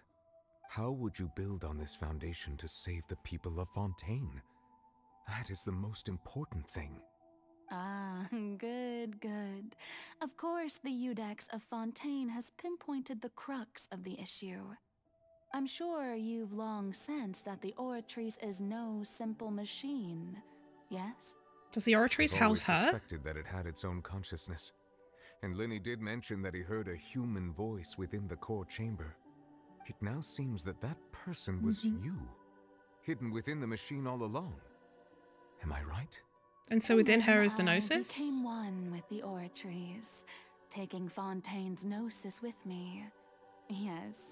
It would seem so, wouldn't it? Alas, your understanding of this device still lacks sufficient depth. In truth, it is no enactor of justice. It is, in fact, a device created to kill the god of justice. I beg your pardon? Oh, you have it. I think that's so funny, the way she reacts like that. Not only will the Oratrice take down the god of justice, it will also take down the divine throne upon which she has been placed. So is it gonna kill Focalor? I mean, did you think I would be the sort to enjoy peaceful repose? So it's gonna kill her. Suffered? My work over these last 500 years has been to constantly accumulate. I knew there was something to do with the indemnitium that but really, needed like the trials to happen. That only a small fraction of the energy generated by the device was ever used to provide power to Fontaine. The vast majority has been, had to be, accumulated to enact this death sentence. It was all a part of your plan, then? Both the trial and the sentence? Indeed. This power, accrued over 5 centuries, could have sustained Fontainians for millennia, had it only been used for that purpose. Almost all of it has now been stored within the oratories. But only power of this magnitude could hope to destroy the Hydro Archon's divine throne, shaking the rules established by Celestia, and breaking through the institution that is the Seven. So the Oratrice's call for death was for neither Farina nor Focalor, but for the Hydro Archon. The destruction of that divine throne. Oh, the throne itself. I understand your intent. You must be... Returning what's rightfully yours to you, of course. In other words, this was all done to return the authority of the Hydro Archon to the Hydro Dragon of this planet. But...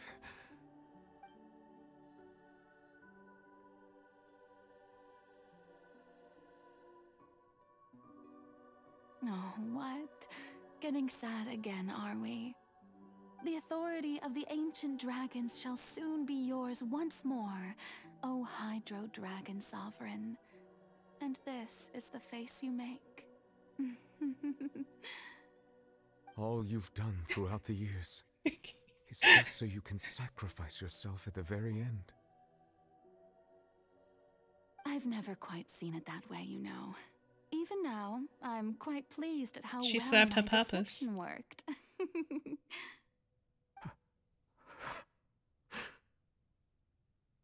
he crying?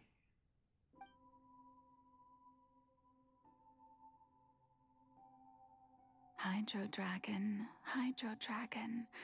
don't cry. I must say, had it been within my rights, I would have loved to judge the heavenly principles themselves.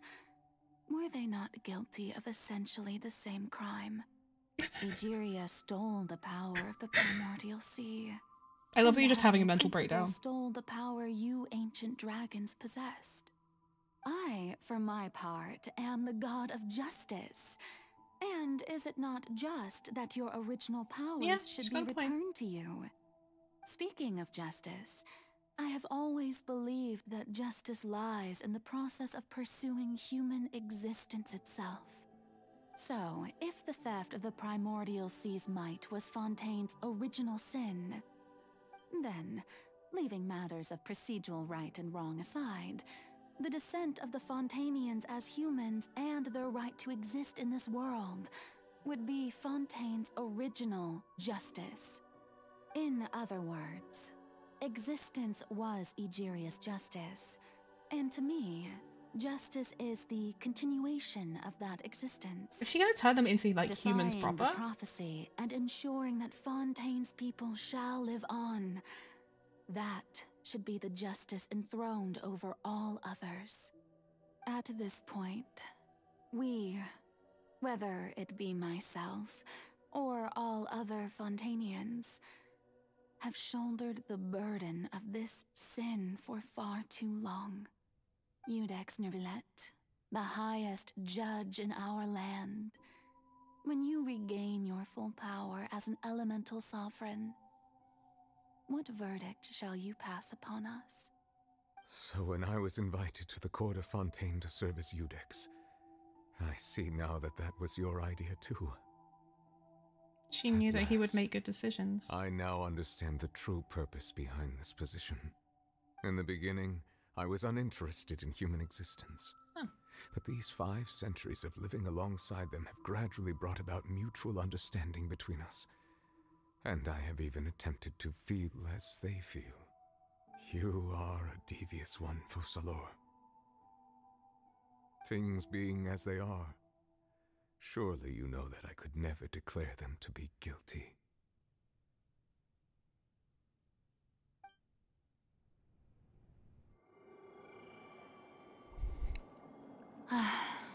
The hour of my execution is almost here. For the sinner, the curtain call has come. I know I may not sound it, but faced with death, I find myself a little afraid. Perhaps this is one thing both gods and humans have in common.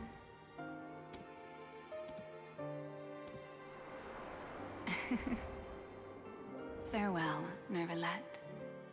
I hope you've enjoyed the part you played these 500 years.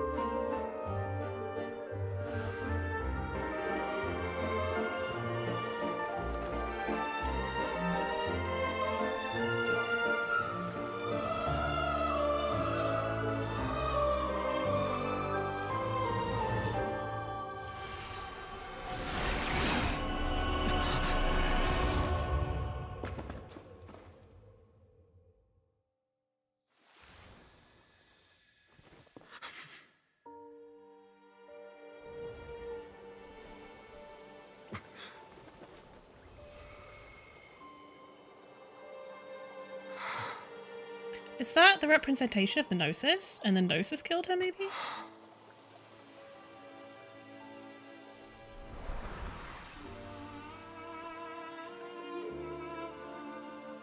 Is it gonna give her a vision?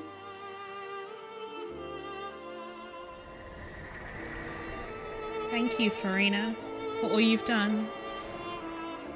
From this moment on, please live happily as a human, just as I wished we could.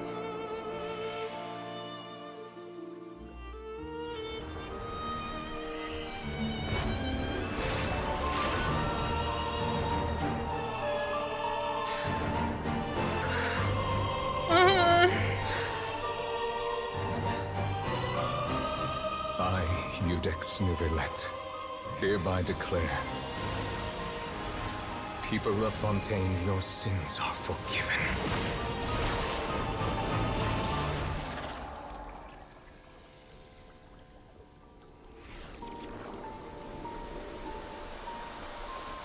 Sins washed away by holy water.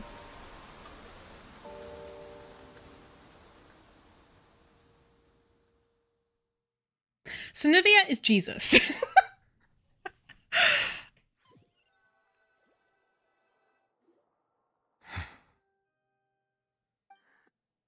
What just happened? Has the death sentence been carried out? Was that bright light some sort of misdirection? I have a feeling that something huge just happened. But since we're all still alive and haven't been dissolved, I assume whatever happened was good for us. Yeah, that It's stuff time that to end happened. this. We must mete out punishment to that beast. Oh, he's angry. Didn't you say just a moment ago that it can't be defeated? I have gained the strength sufficient to deal with it.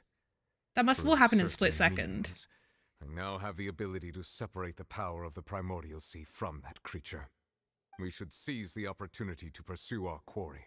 You obtained power? Traveler, now that the oratories can no longer function, I require an executor to help me mete out justice. Executor. You mean me? The root of the calamities befalling Fontaine. The beast that enacts the prophecy. Its name is the all-devouring narwhal. Come with me, traveler. The hour of execution has come.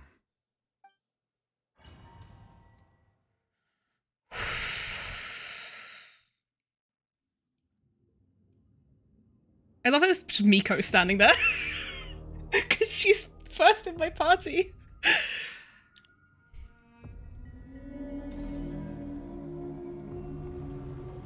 Wow, it's beautiful.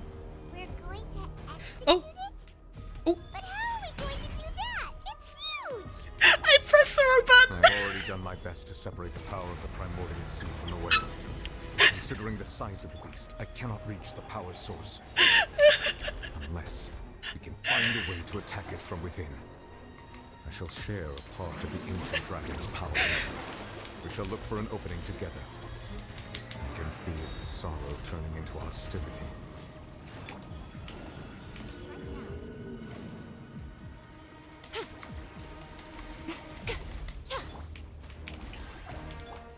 Into the wind. Can I have energy, please? The all-devouring narwhal cannot resist its instinct to devour. Continue to trigger its hostility. Chance will present itself. Okay, I didn't even hit it. Oh, destroy the Eye of the Maelstrom. Huma or Seer attacks can... Oh, that's fine. I had Farina. Well...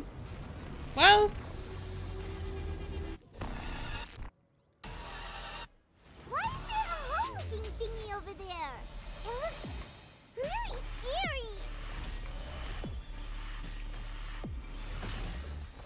Okay, interesting. The music! I'm just looking at this guy. He kind of looks like Child's Foul Legacy transformation, but a little bit different. I guess maybe the Foul Legacy... Oh? Do not fear. Seize the moment and use my power to suppress its root from within.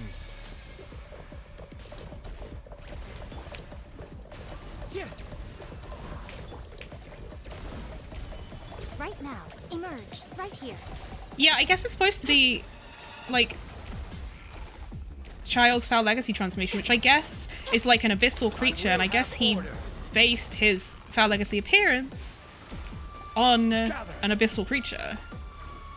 Let my name echo in song. One with nature. Clouds high. The birds call. The wind knows me. This is order. Wait, the timing of that was so good!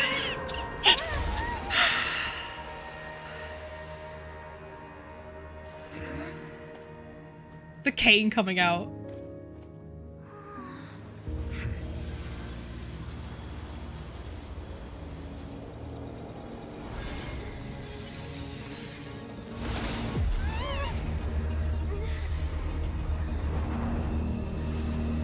Is that abyssal power? It's Skirk.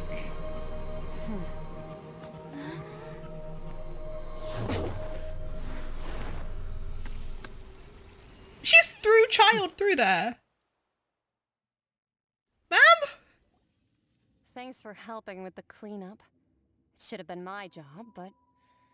oh well. It was just supposed to be a short private training session for me. I didn't think that my disciple and my master's pet would start brawling in the meantime. Your master? Are you one of the shades of the primordial one? Is her master our twin? Well, actually, I had a feeling that it would happen at some point, but they bumped into one another earlier than I thought. What a blunder. I suppose I'll have to swing my sword 3 million times as penance. Your master's pet? That power. Who are you exactly? Paimon has an idea. From what she said earlier, she must be Child's master. Skirk, right? It's just that he gave us the impression that she was the less talkative person. I simply did not have anything to say to the weak. But you, on the other hand, managed to defeat the all-devouring narwhal without using power from beyond this world. So you may speak to me as equals. Wow. What sort of person would take the all-devouring narwhal as a pet? I have to agree. It's a strange use of a planet's primordial waters just to raise an all-devouring narwhal. That kind of power is wasted on it. It's not cooperative. It eats too much. She's and sick of I have it. more important things to do with my time than pet sitting. The only thing that creature has going for it is its looks. All in all, it fails as a pet. It sounds like Kira Buckland, but I don't think it is. Miss Skirk? I think you might have missed the point. The point being? Well, being that this pet almost destroyed an entire nation. So what sort of person is your master? Well, Child's master's master. Wait, is that right? Her legs are cool. Oh, right. So you don't know him. Sorry, I assumed you did. His name is Sertologi. I've never seen that name before. Who? I am unfamiliar with that name. But yeah, and I look into the lore. So Master isn't sufficiently famous. How should I describe him then? Have you heard of the name The Fowl? Fowl Legacy. Still nothing? Well, how about the Visionary? Vetterfulnir then? Or Gold Rhine-daughter? Albedo's master. The one who created him. The one who created the Rift Hounds. And Elinus. A member of the Hexen Circle. Ooh, that one we've heard. Rhine-daughter's part of the Hexen Circle. She's Albedo's mom, right? Oh, so you do know that name. To be honest, I also heard all of those names and titles from my master. I don't actually know them either. But I suppose you understand now, yes? My master is likely a similar sort to Rhine-daughter. They are both pursuing some form of perfection. So they're not the same? Didn't you also mention a visionary person? They're all different? Oh, okay. I catch their name. Actually, never mind that. I believe it expedient to inform you that the all-devouring narwhal used up nearly all its strength fighting you. Such roiling hydro energies will prove difficult for the planet's deep seas to digest. As such, the fontaine back on the surface has most likely been thrown into chaos. Welp. In other words, the prophecy that you've been fretting over should now be in full swing. What? No. It is natural after all. The prophecy will surely come true. We knew this and accepted it. However... Not to worry. Focalor has already managed to deceive the heavenly principles.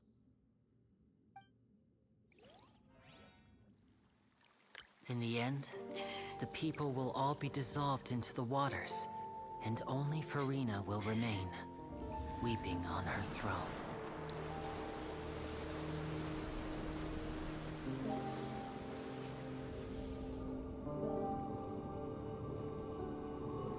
Only then will the sins of the people of Fontaine be washed away.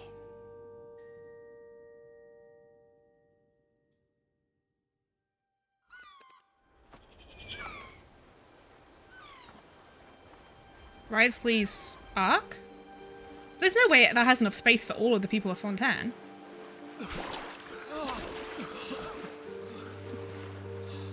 How are these people alive? Hey! Help! Over here!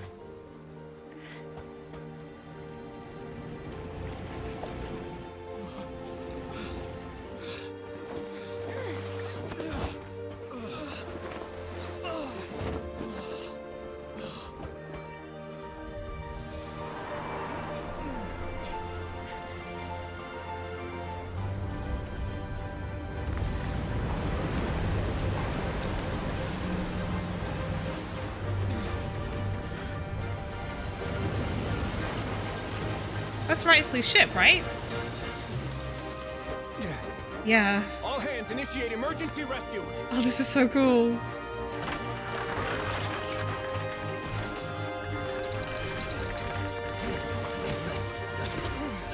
Hurry!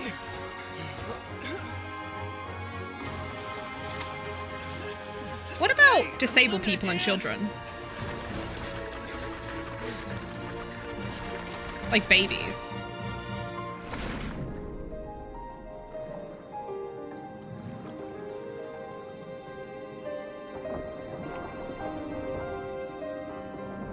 Fuck them kids and fuck you too, dumb.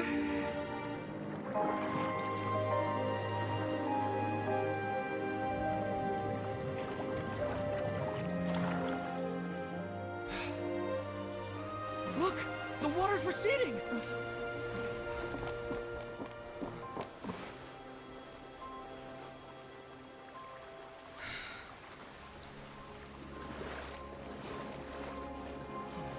It's a miracle! Water's receding.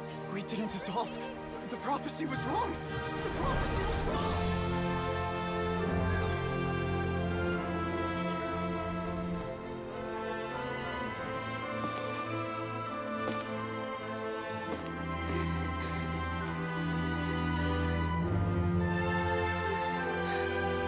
Aww, it was all worth it for her.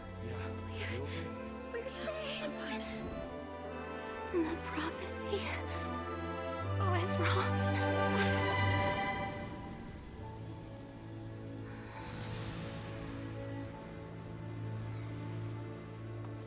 She did it. If they don't elect her unofficial leader of the nation, like, after all that, then I don't fucking know, dude. She deserves to be the leader. The soil renewed. The Spina di Rosula talks post-disaster rebuilding. I recently visited Poisson to meet with Miss Navia, spokesperson of the Spina di Rosula, and we spoke about Poisson's present and future. Old soil can still give birth to new bloom, Miss Navia stated. Hope is like seeing a small cookie when you're starving late at night. You just need a little of it. Skyship Winglet, booner brain of the Fontaine Research Institute. The various disputes that have arisen on account of Mr. Edwin have suddenly become a shield over the Institute, with Jurier turning out to be a once-overlooked hidden gem. People always call the first researcher mad, but few know what to call the second. And should that latter person achieve a miracle, they would find it all the harder to find a word with which to classify him and his team. Wow! Paimon barely recognizes the people in the reports. Are those really Jurier and Navia? They sound like real big shots. They might have been the real big shots from the start. What do you think? Pretty enthralling, huh? The Steambird's idea was pretty simple. With the disaster just having passed, we would print a free edition packed to the margins with good news to calm people down. The value for these big scoops lies in their inevitable follow-ups. We'll publish further reports and go into the stories behind those people. Edwin's assistant, Jurier, created a true flying ship, while Navia is leading people in the reconstruction of their home. I'm sure that these stories could draw even your well-traveled eye. The articles do make me curious about how things will play out. Paimon's curious too! Wait a minute. Didn't we watch everything happen from start to finish? Yeah, like what? To be curious about? And that's exactly why I'd like you to come conduct interviews with me. You're the best incubators of news, if you haven't noticed. And also, with you around, I'm sure I'll get to see that Duke. Are you sure? Hasn't he turned you down several times already? Oh, this time will be different. Come on, let's head to Poisson first, and then make a trip to the fortress. There are some things you'll only know when you get there.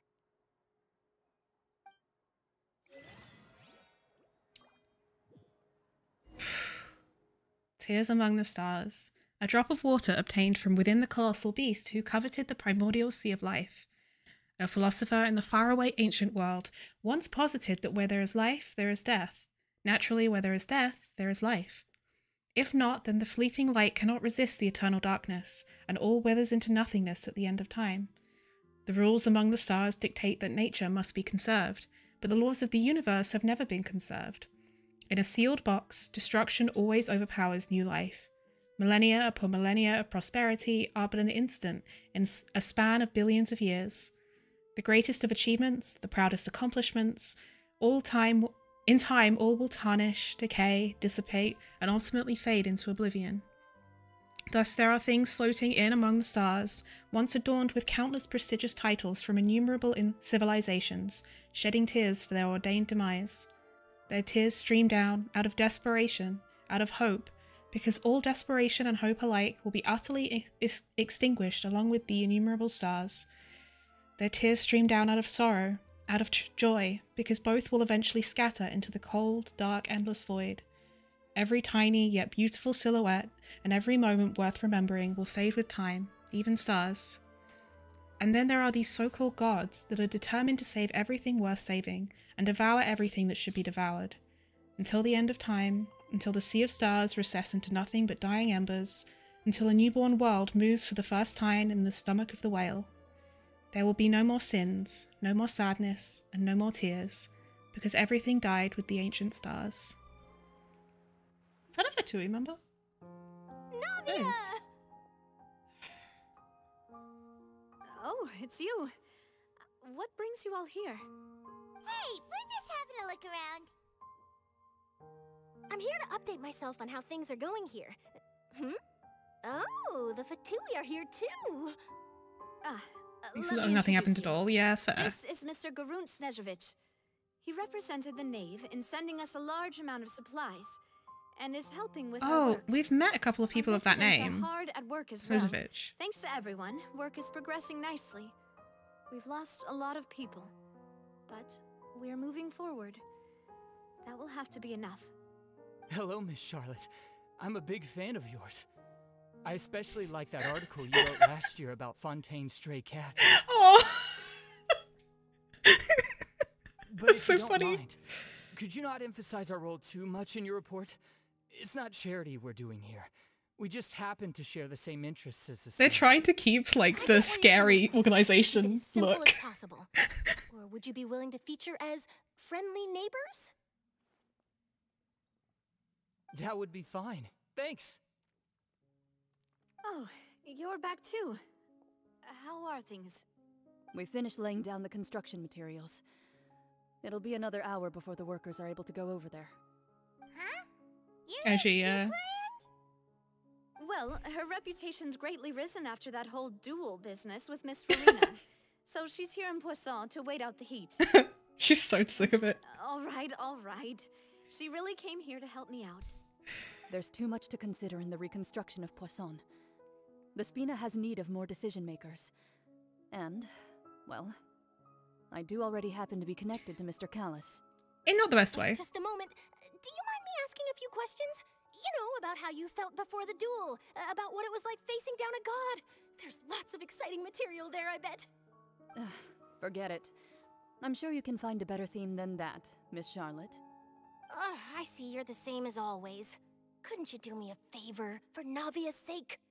Well, if we're talking about doing things for my sake, you might as well just take a few more photos of me. Or of the Traveler. It's better than wasting time persuading Chlorand at any rate. Of course I will. I'm not gonna let her off that easy. All right, then everyone who wants to be in the photo, gather up. And smile. Aw. Cute. How did it go? Was it a good shot? Did Paimon look cute in it? Not bad. Your addition really helped the composition of the picture. All right, hang on a moment. Let me snap a few more shots. Charlotte takes more pictures of Poisson to the clicking of shutters and also does some rapid-fire resident that should do interviews. it. I'll be back here later anyway, so let's call it a day. You're very quick. Speed is of the essence when it comes to the news, and freshness is the key. Also, not to brag, but I'm pretty good at building connections. Who knows? I might eventually get that interview with you after all, Miss Chlorand. Wow, you really do have that never say die spirit. I'm impressed. I'll hazard a guess that this is how you got that interview at the Fortress of Maripede. You already knew she was going? Whoa, you're well informed. Let me make a guess too. I asked Sijuin, who told Monsieur Nervillette, and he told you, right? That's a very complete information chain. In truth, all Monsieur Neuvillette asked me was, when did the fortress become so friendly towards the media? I told him that it was best not to speak too soon. There's no guarantee that Ridesley will make a personal appearance. I love her eyes. I've got to treasure every moment I have with them. In which case, I'll be making a move first. Stay safe now, and tell me if you hear anything interesting. I'll treat you to afternoon tea in exchange. Talk to him again. I usually do anyway, but yeah. You seem curious about the fortress. Of course. That Ridesley. I still remember going down to the fortress to grill him for information on my father's case. Boy, did he take me for a ride. Without telling me anything, of course. But he did invite you to tea, didn't he? 2 large pots of it, in fact. It was good tea, though. I have to agree. The tea there is very good. Ah, speaking of that, would you like to have some today? I mean, you've got time, right? Well, I'd be partial to some shortbread. Wow, it's like we've got a menu or something. Sure. Good. What flavor of biscuits would you like, Mr. Snezhevich? Me? I'm fine with anything. But I would prefer chocolate, should you have it. All right. Leave it to me. I'll go over the newly arrived supplies with you later, Mr. Snezhevich. We should be able to finish the preparatory work today. That works great for me. Huh. Is it just me, or did you get a new lipstick? One that's Sichuan. Yeah. It was a gift from Sichuan. Want to give it a try? I think the color would suit you too. Sorry. That was cringe. I won't do that again, but come on. Come on. I'm so homosexual. Look. Okay. Calling Millie Bobby Brown. Not this. Wow, that's really fun, huh? There's a real nostalgic feeling to this place. Looks like you've been missing us. Hi, Risley. Did you come all the way to the entrance to greet us? Of course. I'm here to welcome you and our dear Miss Charlotte, whom our good head nurse recommended to me. It's an honor to finally meet the much-rumored Duke. Thank you for consenting to my visit to the fortress, sir. No need to thank me. But that said, I shouldn't be the focus of your interview. I trust you recall our agreement? Of course, of course. All right then, this way. Who is she gonna interview? Sichuan? Oh no, Juria. Or Jurio. It should be. They keep saying Juria, but it's Jurio. To be so nervous. I've already taken all the photos we need. Miss Charlotte, do these pictures really need to be published on the cover of the Steambird? It would seem that Miss Lorvine doesn't want her face to appear beside that of Mr. Jurier. Come on, just admit it. Say things like that. Just admit you love each other. Mr. Jurier denies it. Might this interview be very important to you then? No, I just... This is my first time being interviewed, and I'm very thankful to the Steambird for... Now, I might not look it, but I actually did meet Mr. Edwin once. And I'll be honest, I enjoyed chatting with you more. She's sucking up to him. More of that genius vibe going on. The boat that brought about a miracle, the ark that saved the people. Why, you recreated a myth back there, like an emissary of legend. Our face is looking at her. Where's that flying ship now? Looks like Charlotte's trying to get herself another exclusive. They fucked in every place with the arc. Oh my god. I apologize, but that ship is presently in the bowels of our factory. I'm afraid it won't be easy for you to get a shot of it. The bowels is an interesting word choice. Well, then in that case, could I have an interview with you to make up for that loss? She really does know how to squeeze opportunities for all their worth. You already know my answer, I'm afraid. Best you interview our head nurse instead. Or perhaps you'd like to take another photo of this couple of researchers? Did you really have to use the word couple? I knew they were gonna say that. Then 2 solo photos will do. Is my hair messed up? Please, someone help me have a look. It's getting pretty lively here. We've seen this kind of thing before. Just admit you're together. Oh, seems like everyone's here. Would any of you like to try this No. new trick I came up with? No. Ah, Sichuan. Hey, Miss Charlotte. Why don't you, take some pretty photos of our head nurse? Sure. Come on, Miss Sichuan. Over this way. Let's find a brighter spot. Huh? Sure. Do I have to smile? Aww, she's so adorable. Help. I need her. Same old, same old. My biological child. Fontaine's undergone some changes, but this place is still more or less the same. Other than that flying ship, it got a tad too much attention, I think. That's why I decided to let the interview go through. We should direct more public opinions toward the behind-the-scenes heroes. Am I right, Mr. Jurrier? Miss Lorvine? You're too kind, sir. I believe that you too should have your day in the sun. Not that you would want that, which is a pity. I'll just leave the spotlight to you two. He doesn't want the fuss. You walk with Risley for a while and Shen used from above ground with him. I see. Lots of things happened that day, huh? Anyway, regarding that Harbinger, I'm not sure you remember, but his 3 young followers are still waiting for his return. Oh! You sure did win them over, huh? I'll tell them that there's good news and bad news. The good being that their boss seems fine. Bad being that they must face extended sentences for having his escape. Oh no! Oh, actually, Those poor guys. things gonna change for you too? What change can there be? So what happened to The Child? Fortress will keep chugging along, and so will my duties. Like, As we to haven't what addressed Miss that yet. Farina's departure will mean for the nation, and if our laws and governance will be transformed, Oh yeah. we'll leave those to the folks in the overworld. Hey everyone, the photo shoot's done. So what did we tell everyone about what the In fuck that case, happened let's call it a day here. with Thanks Farina for and your Focalor? cooperation. You'll find out. Okay. Come on, Traveler, let's go.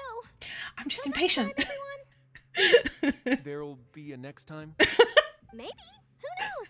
I might write a story about the underwater factory next time.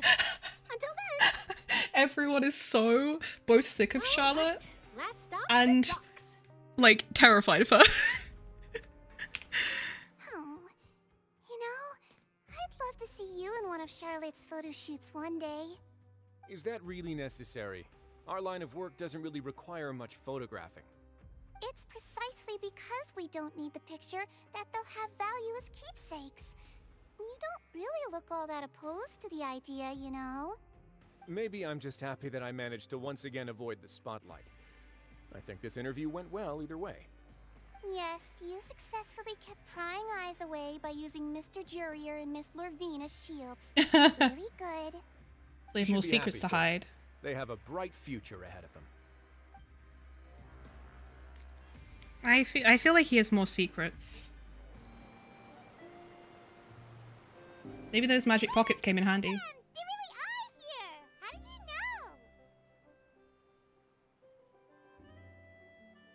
you know? Navia mentioned that she stayed in touch with Linny and the others after working together. Apparently, they've been at the docks distributing these Yeah. strange pockets the whole time since. Oh, full circle. Traveler, Paimon. Ah, and Miss Charlotte, too. Would you like a magic pocket? Sounds like a sweet. What sort of gadget is it? It's a wondrous bag that can be used to carry many things. The water level has returned to normal, but if you see any of your things floating around, you can use this to carry them. We know what it Or is. you could trick a friend into doing it for you. Chardonnay. Trick a friend? I wonder which of my friends would fall for that. You could just make a friend like Fremine here. Isn't that right, Fremine? Oh, poor Fremine. Is this what you meant by I'll help you make some more friends? To be honest, that sounds pretty sweet. Could I have your contact, please? Aww.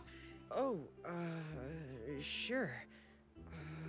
Please, write down my address. You sure are working hard to help Fremine socialize. It's not quite the same. It's more like He was work. the one who proposed doing this. He even wants to assist in our magic Aww. shows. Sounds like that would suit him. Yes, I was planning to first introduce Pear as an assistant, and later Fremine himself. In the future, I think we can leave underwater escape magic to him too. That said, would anyone want to see a diver escape underwater? Yeah, good point. Oh, it'll work out. Every journey begins with the first step. He'll become a part of our show eventually. Lynette, could you come over? Miss Charlotte says she wants to take a picture of us. Got it. My, that Charlotte is rather perceptive. She got rid of everyone the moment she realized I had something to say to you. Smart. So, how have things been, Traveler? I'm doing all right. Father says that you did a great deal during the latest events. She's very grateful for your contributions to Fontaine. That's all right. We were more than happy to help. So, what's she doing now? Oh, I guess you haven't heard.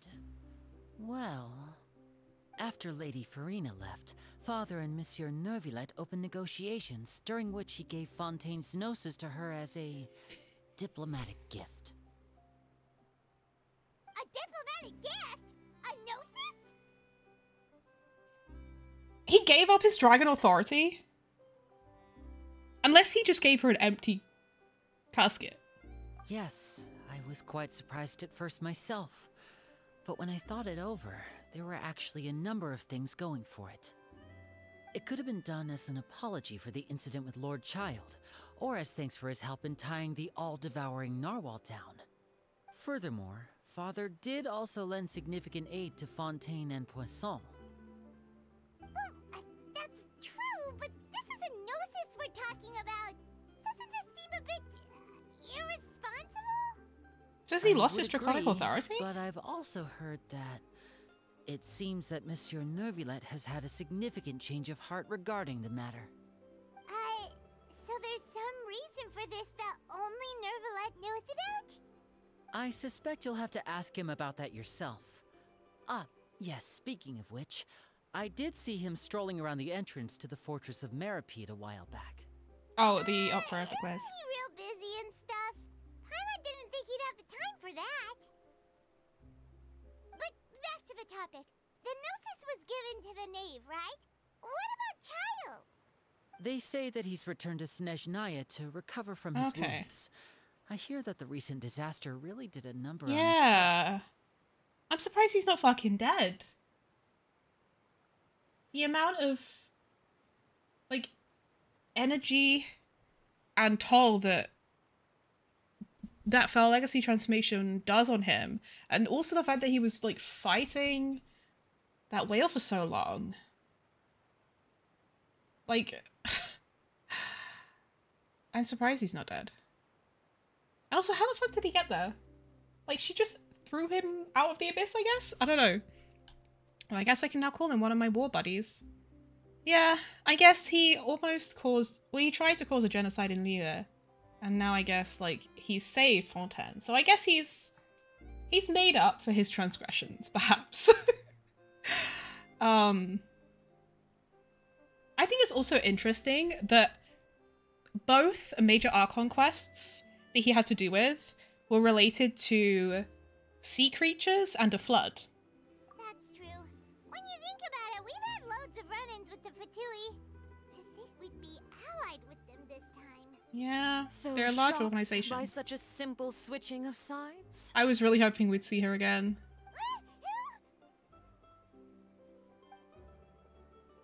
Queen! Father!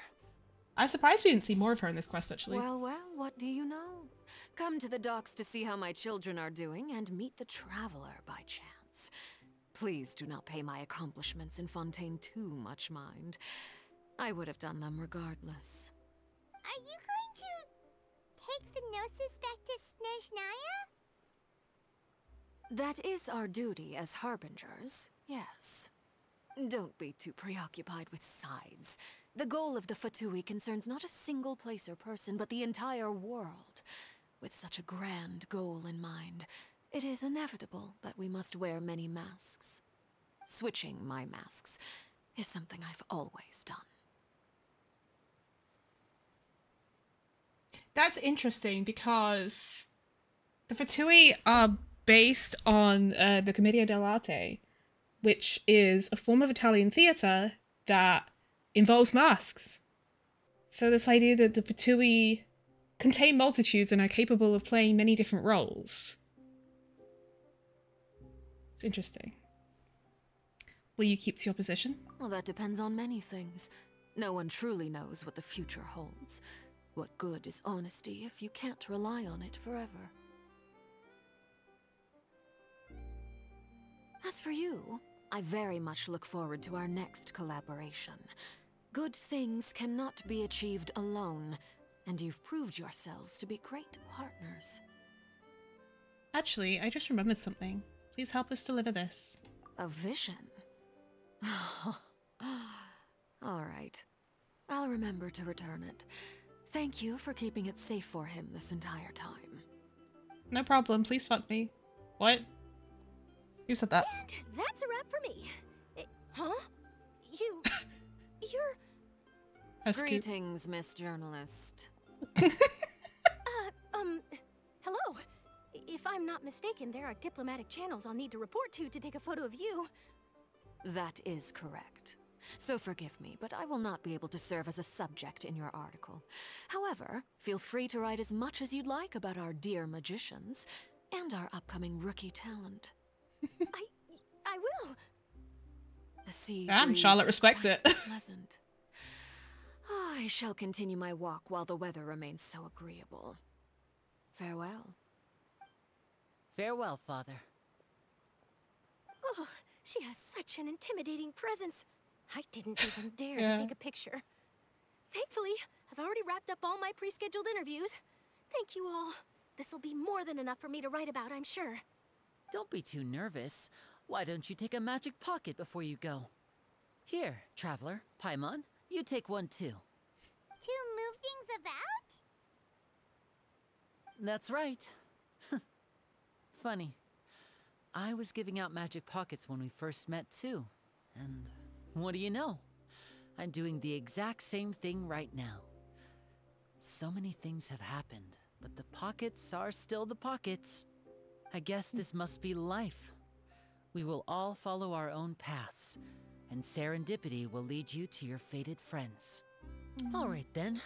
We'll be handing out pockets in some other districts later, so we'll get going now. Have a good day, you two.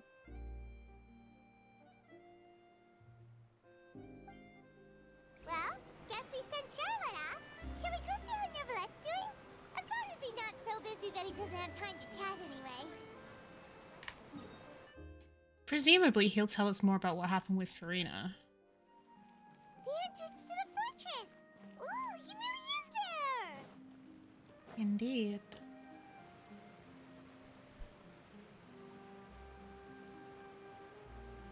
So, you really are here, Neverlette? Paimon didn't think you were going to have free time this hour of the day. Really? Oh, I suppose you must have met Mr. Linney. He took the time to greet me earlier when he passed this way. Why would he be passing this In any way? case, you came at a good time. I was just considering reaching out to you to set up a meeting, so I may explain some things that I haven't had the time to before. Aw, Paimon's glad that you remembered. Thank you for keeping us on your mind, what with you being busy and all. He's probably going to tell us what happened with Focalor. How was Fontaine actually saved? The whole business is still quite the mystery to us. It is strange how words can often leave a bitter taste in the mouth when it finally comes time to say them out loud. Niviette sighs softly before telling you the truth concerning what he saw that day. They misspelled Niviette. Focalors deceived the Heavenly Principles and used Farina's endless performance to save Fontaine. Whoa. So that's what happened?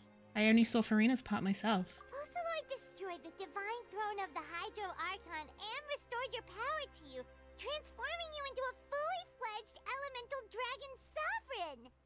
But Paimon still doesn't quite get what you did to save the Fontainians from dissolving. I was wondering that too. For me, the authority of the ancient dragons refers to absolute control over the hydro element.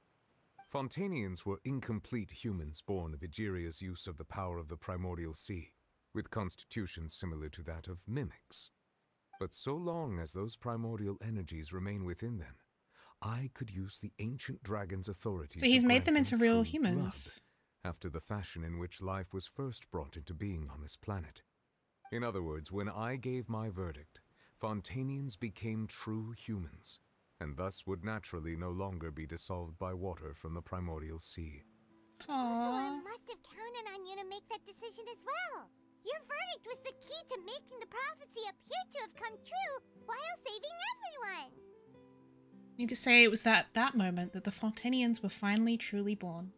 Yeah, and in a manner of speaking, Focalor finally managed to fulfill the original Hydro Archon's wish to turn Oceanids into real people too! It seems from your expressions that you still have more things you wish to ask. Ask away. I will tell you the truth as I know it. Okay, so he's standing in for the Archon in this one. So, since there's now no Archon, he's now, I guess, like the leader. About the initial verdict that was passed on Child. I have investigated his case along many avenues, and I have learned that he once fell into an unknown chasm when he was young. There, oh, by he chance, awakened it? He awakened the all-devouring narwhal.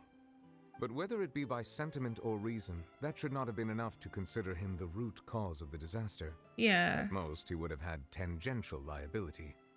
As for the judgment passed by the Oratrice during the trial, whether it was due to that liability by association, or Focalors deliberately using him to buy time for us on the assumption that he would be able to hold the creature off, I cannot say. Interesting. Yes, Focalors had Fontainians in mind the whole time. In the end, it was thanks to her that they finally became real humans. Hang on a second. Paimon suddenly got another question. Back when Fontainians hadn't yet become real humans, were the children they had That was what I was thinking. Oceanids? Life has always flowed like water. Do you recall how Fontainians would often come to the Fountain of Lucine to pray for children? Yeah, Lynette said the fountain is where all the waters in Fontaine converge. In truth, even those couples did not know that such prayers were no mere custom, but instead a form of ritual. Those Oceanids who were blessed within the spring water would later descend as new humans in the coming months. Paimon sorta gets it now. Either way, seems like this ritual won't be of any further use, but it'll probably live on as a local custom. So, it was kind of like a reincarnation thing. Like a stork bringing the baby. They would pray for children, and then the children that they would have was not so much their children, but former Oceanids. From, like, the fountain. That's weird. But kind of cool, but weird. Ask away. I will tell you the truth as I know it. About Fontaine's future. Yeah, about that. Risley said Farina has already left. What's that all about? Ah, Lady Farina. The people are only aware that her death sentence has not been carried out. She abdicated the post of Hydro Archon and left affairs related to that title to me, before leaving the Opera House. I related Focalors' words to her faithfully and completely. Okay. After hearing them, she seemed neither saddened nor comforted. She simply said that she was tired and needed to rest. Having said that, she then packed her things and moved out of the Opera House, not unlike how an ordinary person might. So that's where she lived? But she's still got a place to stay, right? You need not worry. I will make arrangements to ensure that she will not want for food, clothing, board, or travel. In truth, I am somewhat happy for her. The wear and tear on her spirit will, of course, take time to heal. But now that she no longer has to play the role of Focalors the Hydro Archon, she can finally lay down her burdens and lead a normal life. What about you then? What are your plans now that you've regained your full powers as the Hydro Dragon? After Focalors passed on, the Oratrice also ceased to function. This matter will directly affect our trials. After much careful consideration, I've decided to take over its role in our courts. From now on, I shall hear cases and pass verdicts by myself. Looks like you're still considering stuff from the perspective of the Udex, huh? As an elemental dragon, there are indeed many things that I must do.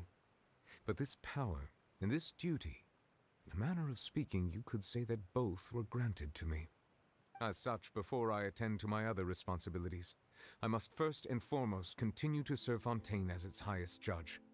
The duty of the Hydro Sovereign and the duty of the Udex shall coexist within my person. Additionally, the Hydro Archon's departure has brought about another problem, which is that the Opera House shall no longer produce indemnitium. That's true.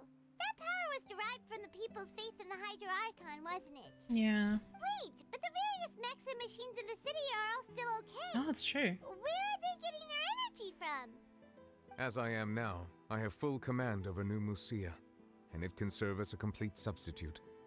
Another reason why I cannot quite leave Fontaine immediately. Wow. This ancient dragon's authority stuff is really quite useful, huh? Ask away. I will tell you the truth as I know it. About Fontaine's Gnosis.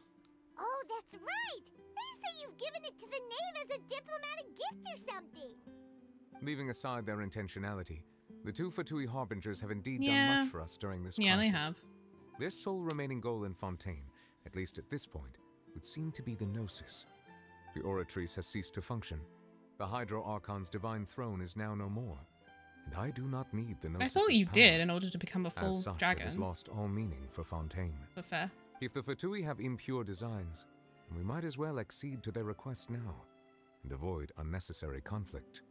Fair enough. What complicated considerations?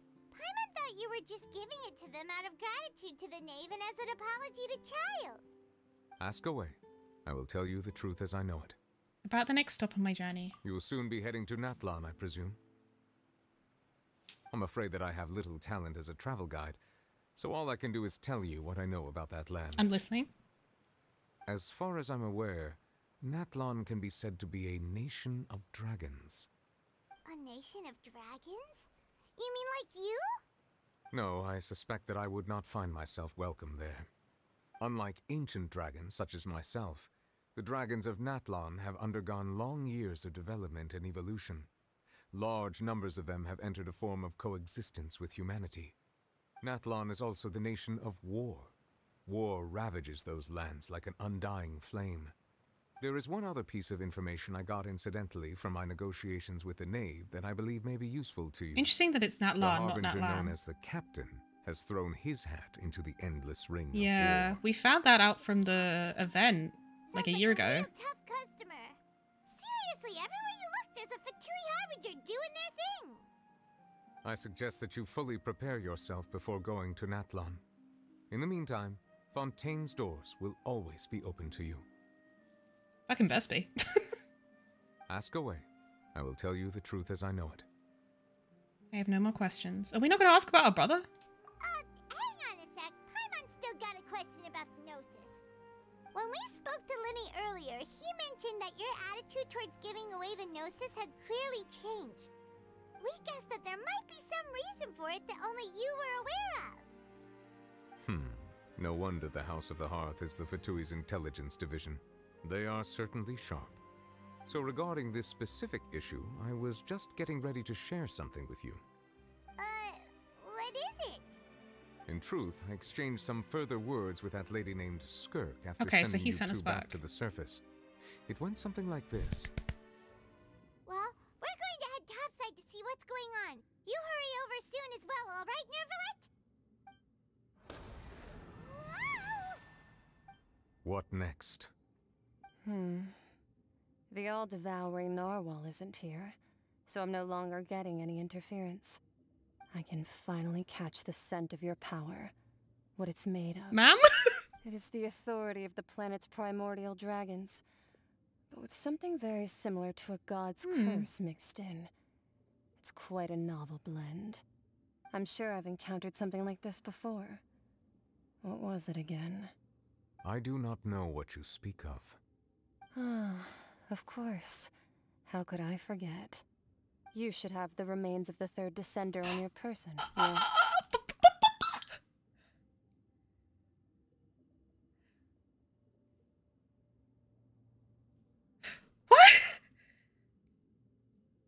Remains? I've never heard of any such thing.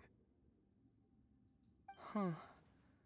According to your parlance, I believe it may be called a gnosis. Oh, is Egeria?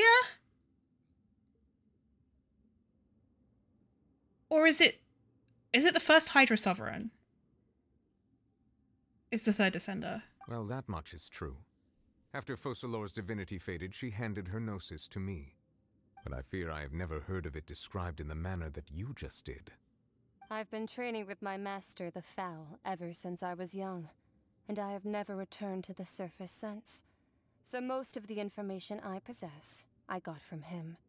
It is only natural for those who are greater than humanity to possess a different sort of common sense.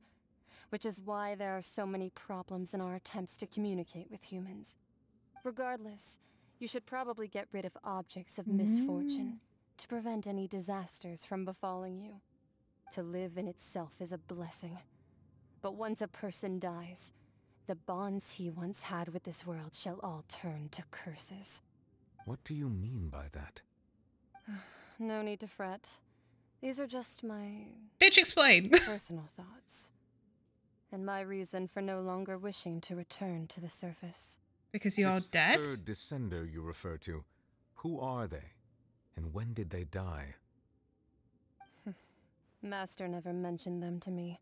Perhaps it just wasn't that important for me to know.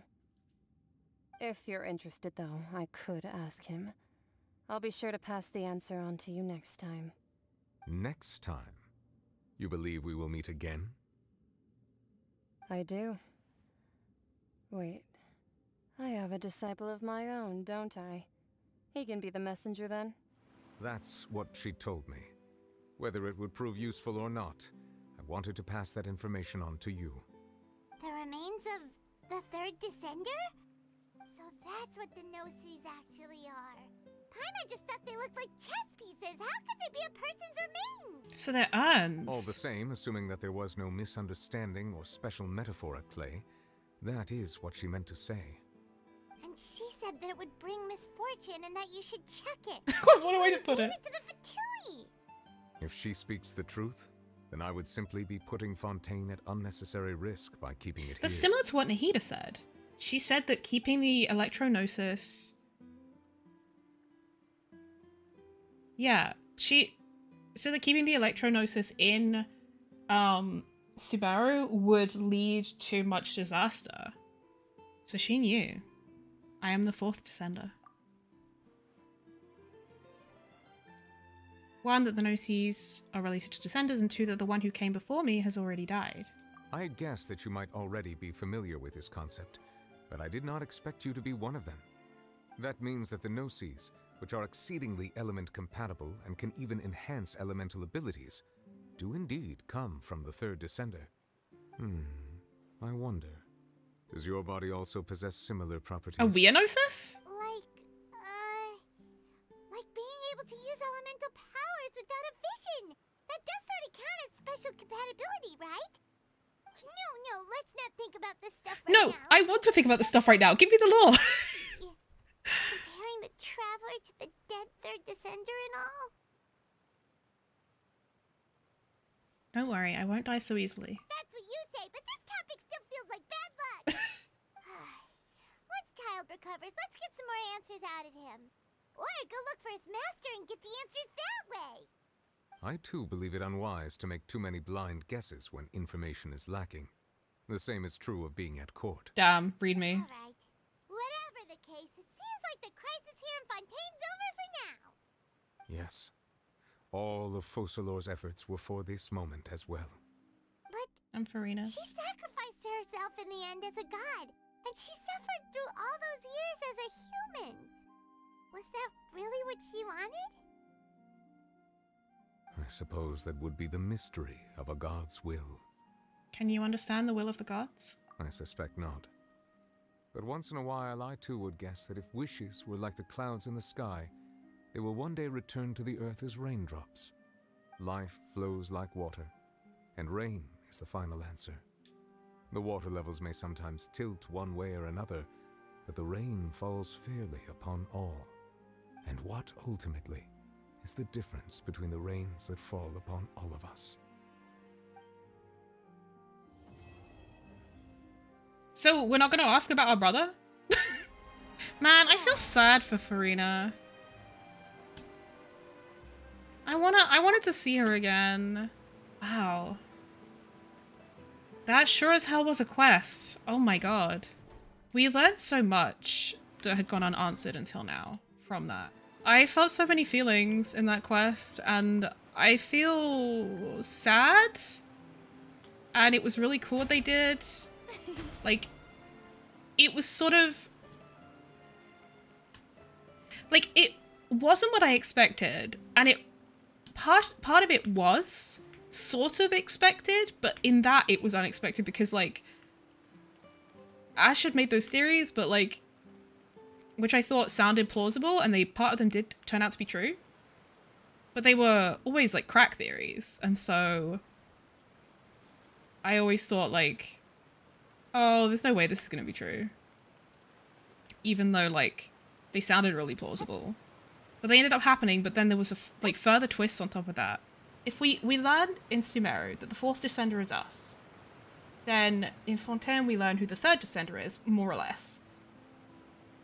Maybe like any Archon Quest interludes that follow in the following patches will give us more information about that.